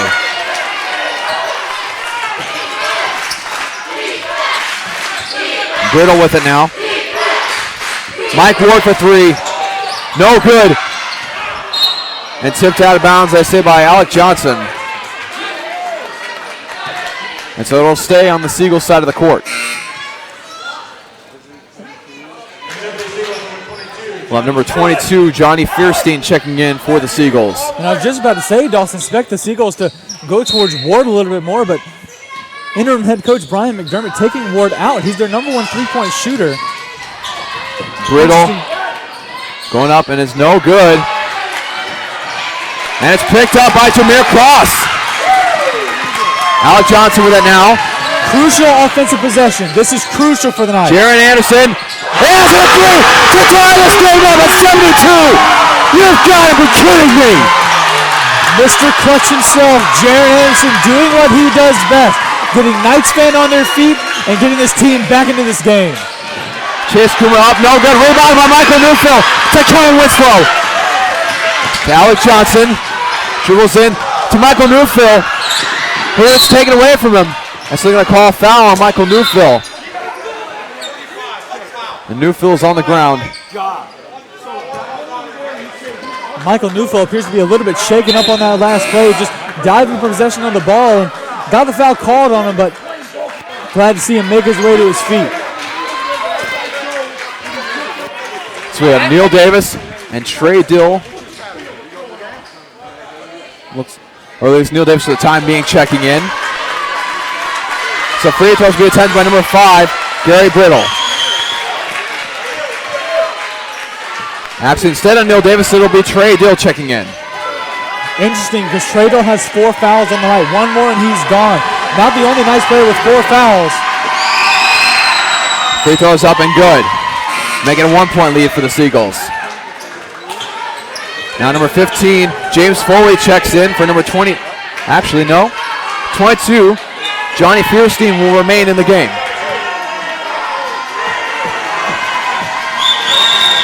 Second free throw is up and good.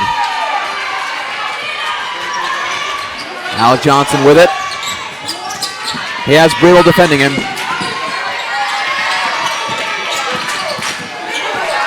Trey Dill with it now.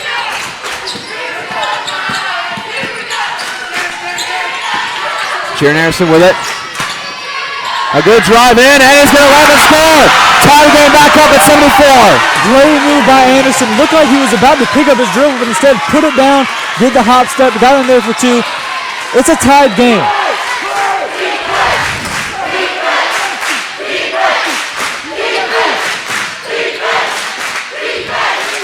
Jaron Anderson defending. Foley up. Basket no good, but he'll go to the line. The foul will be called on Michael Neufeld. That'll be his 3rd. That's from an immediate timeout, a tie ball game at 74. My gosh, Chris, for people who are just recently checking into this game, can you just describe how drastic of a change this is from what we already explained? I mean, it's an amazing change. So the first half, Knights only scored 23 points. Salisbury scored 46. That deficit's insane, and most teams just lay down and give it up just then. And it was a slow building process, but over time, the Knights were able to come back, and they came back fantastically, able to outscore the Salisbury by at least double of what Salisbury's had in this half. Knights scored 51 points. Salisbury scored 28 here in this second half. A tale of 2 halves, a tale of 2 teams. I just want to know what Coach Winslow told his guys during halftime for them to come out this strong. oh my, I tell you what, I couldn't be more thrilled, more surprised, and more excited all at the same time. Because, again, like you just said, that drastic change from the first half, and now the Knights are shooting 44% for the three-point line. The Knights are playing with energy, playing with fire. These fans are up and electric. The bench is super energized and excited. I mean, yes, the Seagulls are at the free throw line right now and could possibly take back the lead, but the fact you're in the situation to begin with gets the number 19 team in Division III basketball. Can't ask for much more. Absolutely can. It's great to see the guys hustling out on the floor. They know the importance of the next couple minutes, of the next 2 or 3 drives. They know the importance of those things that can make or break this game. James Foley, number 15, to the free throw line. First one is up, and no good.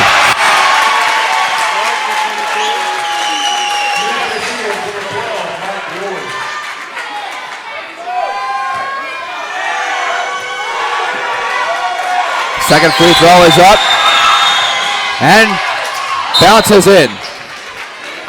So again, the Knights have to be down by 23 at halftime. Find themselves down by 1 to the number 19 team in the nation, Salisbury.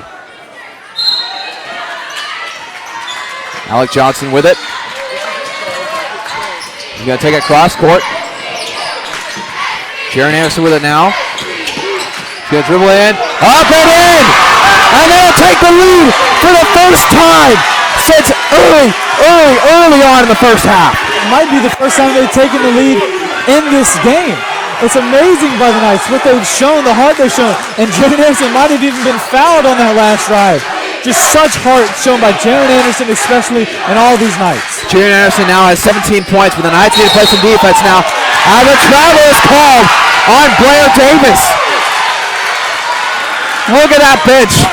Look how excited they are. And of course, you see there Walker Lima on the bench, always interacting with the sideline camera. But now the Knights with a 1-point lead. Walker Lima always gives us something to watch, but this whole Knights team is giving us something to watch right now. 1-point lead over the number 19 team in the nation after being down by 23 points at halftime. And it's taken away by Marquise Robertson. But it's going to bounce off the shin of number 21, Lucas Martin. It looked like number 21, Lucas Martin, was appealing that the ball came off of Newfield, but no way. That's off him all day, and Knights get the ball back. The ball going to Trey Dill. Back to Anderson. The dribble in. It's going to go up, but they're going to call charge on Jaron Anderson.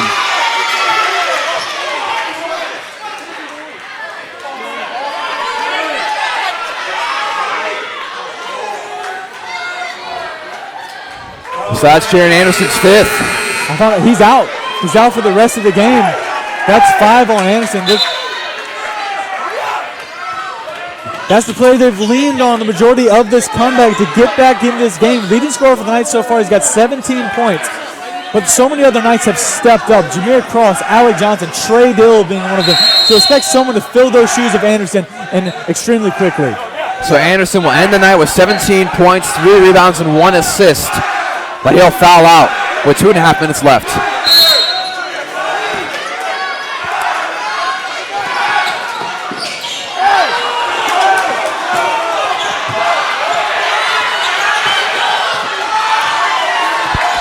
Larry Davis with it now. Jameer Cross defending.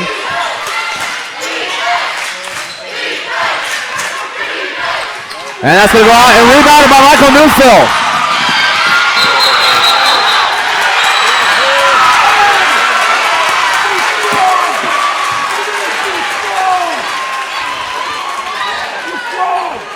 So the ball will stay with the Knights. Really lucky that Blair Davis took a step out of bounds there. That was a few seconds of madness if I've ever seen one.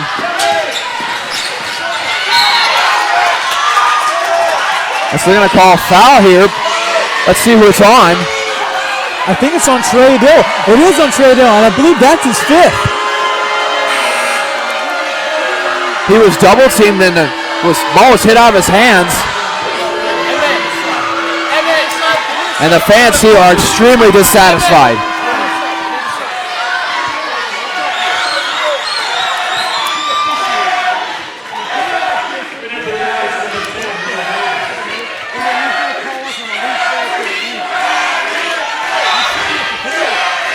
Now number 5, Gary Brittle to the line. And coming in for the foul out, Trey Dill is Neil Davis.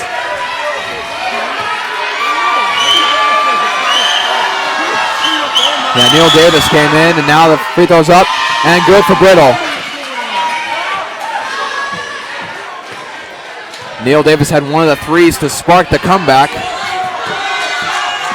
to take the lead for the Seagulls. And it's up, and it's good.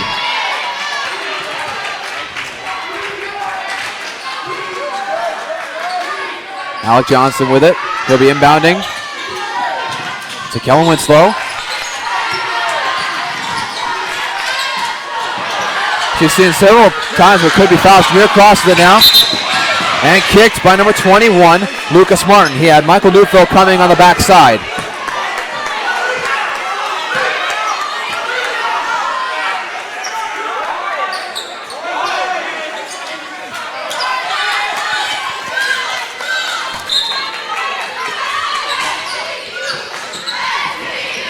Alec Johnson with it. And they call a foul on the shot.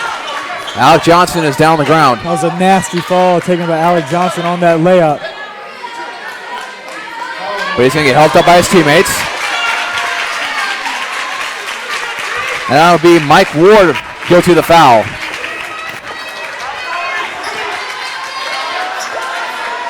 So Alec Johnson will go to the line. Down by 1. He could tie it up or take the lead right here.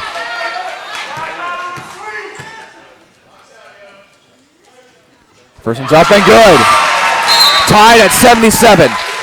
Now number 22, Johnny Fierstein, will come in, and number 3, Marquise Robertson, will come out.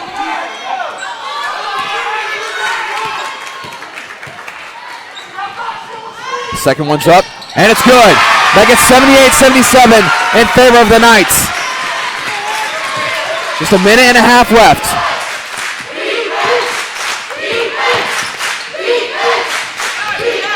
Blair Davis dribbling in. Up and no good. Rebounded by Michael Newfield. Stolen by the Seagulls, and they'll take a timeout. Jameer Cross dribbled into the double team and lost control of it. Blair Davis of the Seagulls so good at getting a hand on it. Just always knows where the ball is.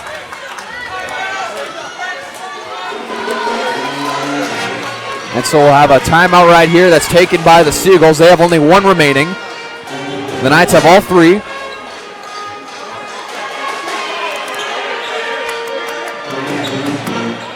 And so the Knights, I can't believe I'm saying this because after halftime, the Knights will lead by 1. And the Seagulls with the ball. The Knights need to put it all together in these next few minutes. Such an important defensive stop for this Knights team. This next drive, they need to get a defensive stop. It's so crucial for their game tonight. This next 30 seconds, so crucial for their game tonight. Yeah, if they can pull together, if they can get the stop, get the rebound, and get it back to the other side of the court, that will be a big victory here, like you just said, in these next 30 seconds. Neil Davis defending on the ball. Blair Davis with it now.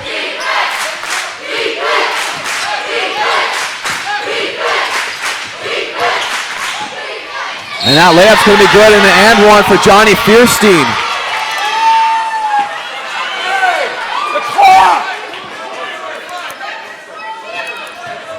That's Michael Newfield on the foul.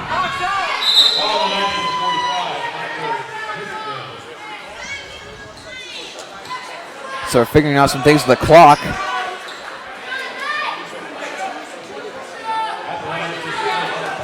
I think it might have accidentally kept on going after the play was over. I believe it did. If you're a Knights fan, those seconds are absolutely crucial to this game. Especially now that the Seagulls have regained the lead, 79-78. And that's Michael Newfield's 4th foul. That's the 4th foul on Newfield of this game. So another nice player in foul trouble. And that free throw is good. So the Knights are down by 2.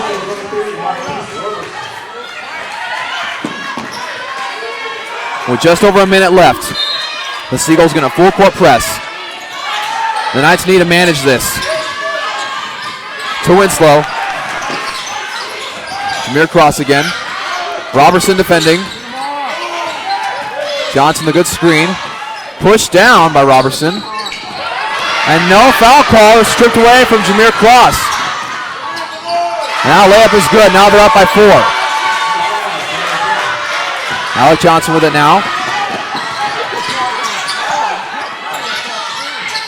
Winslow for 3. No good. And tipped out of bounds by the Seagulls. Knights fans can't believe there hasn't been a single foul call called in favor of the Knights in the last 20 seconds. Seen so many times the Seagulls have been all up in the face of Knights players, and it's just amazing they haven't made any contact because they just haven't called it. So Coach Winslow still having some strong words for the referees, and the Knights facing a 4-point deficit with 40 seconds left. And you got to think, no matter what the outcome, you can't help but be proud of this team for the comeback they had. No, you have to be proud in what they've fought through. Calls haven't gone their way. They've showed tremendous fight and tremendous heart. But if I can go into the mind of Coach Winslow here for just a second, to have 3 of your guys groaning and grabbing at their arms and legs and hurting and limping off onto the bench, and to say that there's no foul calls on that is just ridiculous. Yeah, I completely agree. And so the Knights coming out of this timeout will have the ball. Will have the opportunity to bring it back to within a 1-score game. Right now, they're down by 4. The absolute ideal situation would be an and one three-pointer, of course. But we'll probably look for this to find a quick basket and foul. That's the only option. Probably look to go 2 for 1. And so Kellen Winslow will inbound it.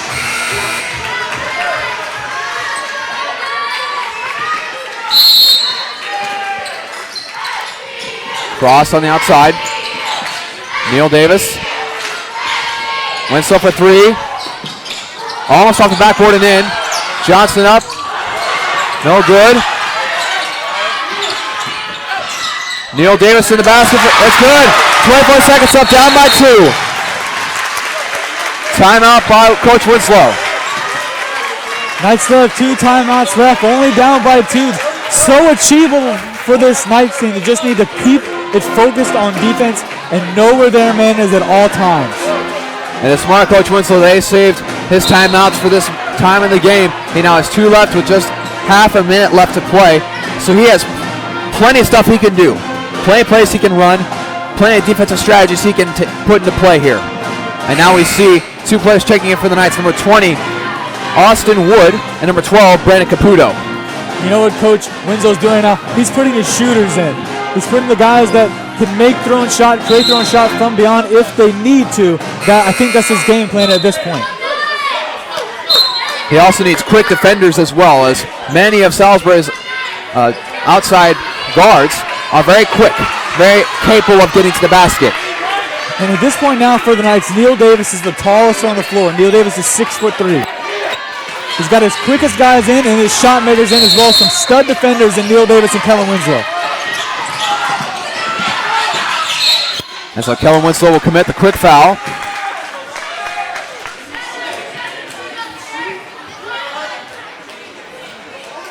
And so there'll be 2 shots for number 33, Chase Coomer. So Michael Newfield and Sam Armstrong here in a second will check in again.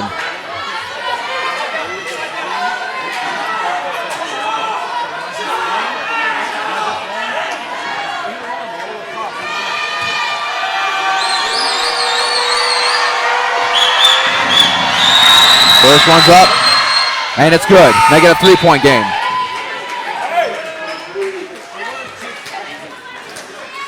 So Brandon Caputo and Austin Wood will come right back out.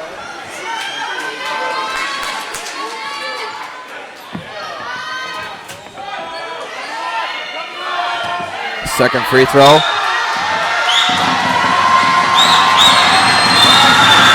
It is up and no good. Rebound by Neil Davis. Jameer Cross with it now. 17 seconds left. Nearly stolen by Salisbury. That's tipped out of bounds by Salisbury. The Knights had Sam Armstrong wide open in the corner, and that's dangerous. You had him there. Sam Armstrong leads his team in 3-point percentage, shoots around 41.8% from beyond the arc. That's the guy you want the hands on the ball with in crunch time, which is now. And so now, with 10 seconds left, Coach Winslow will call another timeout and try to figure out how to get Sam Armstrong open again. Because you either want Kellen Winslow or Sam Armstrong. Kellen Winslow is the hot hand of this game, but Sam Armstrong's also the consistent 3-point shooter you can always rely on. I wouldn't be... Yes, you want to give those guys the ball, but Salisbury knows that too. You've got other 3-point shooters, so your first options, Sam Armstrong, Kellen Winslow. Other options have Michael Newfield, and Neil Davis has shown his prowess from beyond the arc during this game, so whoever gets the ball at the end, you still have a chance. You have an equal chance no matter whose ball or whose hands the ball's in. Absolutely. So the Knights will break their timeout huddle here. 10.5 seconds left. Jameer Cross will inbound.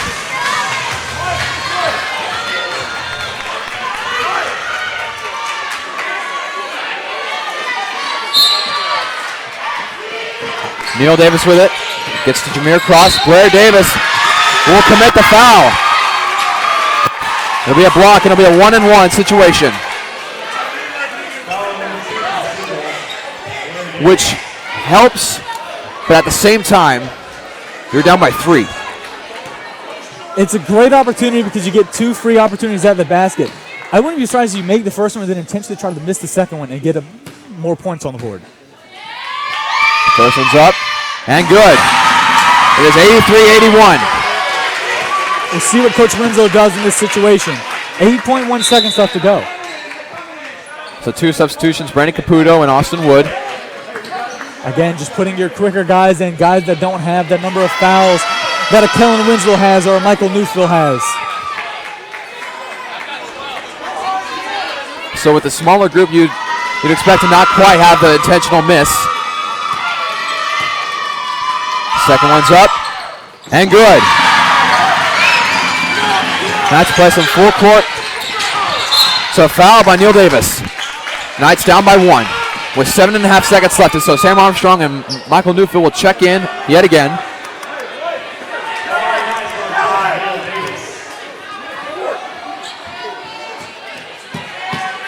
His third foul on Neil Davis, but this one it really doesn't matter. Coach, let's go. We need 2 guys in the block. Nobody fouled. That was on way 2.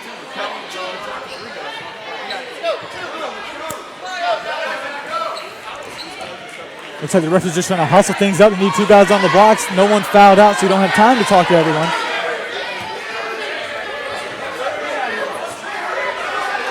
First free throw is up, and it's good. 2-point game. Couldn't just notice you saw Blair Davis of Salisbury get in the huddle of the Knights on the opposing side of the court. Try to sneak in there, and Coach Winslow said, get out of here.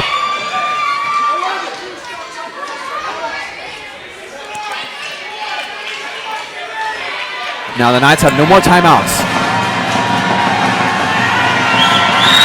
Free throws up, and it's good. Knights have to cover the floor in 7 seconds and make a 3. Jameer Cross with it now. Court. He's going to make the layup. So they got to foul. And they do with 2 seconds left.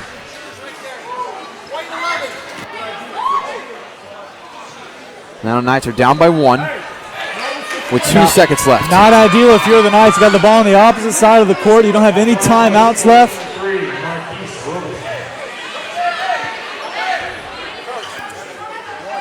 This could come down to a half-court buzzer beater, Dawson. A full-court shot. A prayer is going to have to shot up by the Knights. But there's still hope and still time. Marquise Robertson at the free throw line. And it's no good. So the most it could be is a 2-point lead at this point.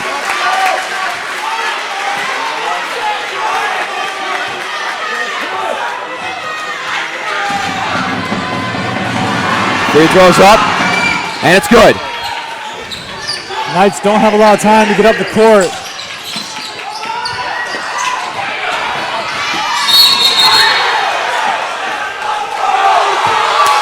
And the foul looks like to be out of bounds on Neil Davis is what they're calling it. Knights fans can't believe it because it looked like it came off of Blair Davis.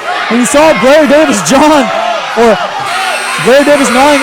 at Neil Davis, not the guy on the Knights team we want to get with.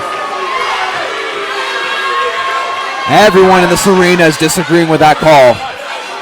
Instead, it looks like it's going to be a foul on Neil Davis. I think that's exactly what they call it, a foul on Neil Davis against number 2 of Salisbury, Blair Davis.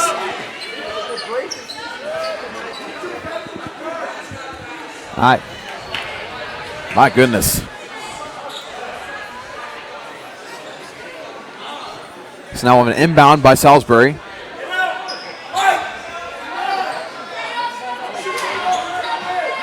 We inbounded by Johnny Fierstein.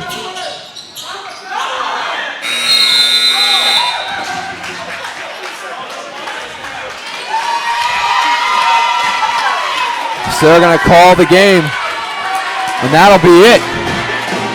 And Salisbury will take the game 86-84. The Knights fighting back from being down 23 to end up having a 2-point game at the end of this one. Just tremendous fight from this Knights team. You can't ask for any better fight. They rebounded the ball. They shot incredible in the second half. They did everything that they needed to do in order to win this game. Just a great effort overall by the Knights team. And again, we thank you so much for watching this on the Knights Sports Network. It's been such a pleasure to bring this to you. It's been so exciting. I tell you what, my voice is going to be sore in the morning.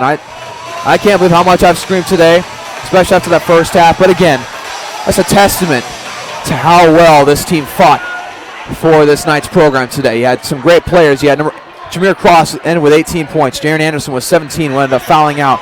Alec Johnson, 14. Neil Davis, 9. Trey Dill, 9. Kellen Winslow, 6. Kellen Winslow adding in 2 huge three-pointers in that comeback, as well as Michael Newfield chiming in a three-pointer. And you also had Bennett Canlin, who's a spark coming out of halftime, who started the second half and brought some much-needed energy to this night's team. And Chris has Coach Winslow with him right now. Chris, what you got? Coach, a tough loss, but I think everyone here in the Night Arena, including myself, wants to know what you told your guys at halftime. I'm going to be totally honest. I walked in on to the whiteboard. I wrote 26% shooting, and I wrote 17 turnovers. And I said, guys, I got nothing else to say. And I sat down with them. I just sat there. Said, look at the board. What are we going to do about it? And they stood up and started talking to each other, and they rallied themselves. And Coach, your team, obviously an amazing comeback, just a really tough ending. But what can we take from this game? You came back to be so close against the number 19 team in the nation. You know, honestly, I don't know what we take from it. I mean, we lost that game in the first half. You know, we didn't compete very hard in the first half. It was very discouraging. And so what do we learn is that when we compete and we go toe-to-toe, we can go toe-to-toe with anybody, but we can't get ourselves in a hole. And it seems like every game we're getting ourselves in a hole and trying to dig our way out. Came out on the short end of, I think, a couple tough calls down the stretch, and, you know, they're kind of 50-50 things. And you know, we're not good enough right now to overcome that stuff. And so I'm proud of the guys. They didn't quit. They fought tooth and nail. We were in foul trouble, you know, and they fought right till the horn went off. All right, Coach, thank you so much for your time. And Dawson, we'll send it back to you. Thank you so much, Chris. And again, thank you so much for joining us on the Knights Sports Network for today's CAC doubleheader, actually, between the Knights and Salisbury. The Knights fall in the second game of this doubleheader, 86-84 to the Seagulls of Salisbury. And we wish you a good rest of your day. I'm Dawson Weidrich signing off. Go Knights.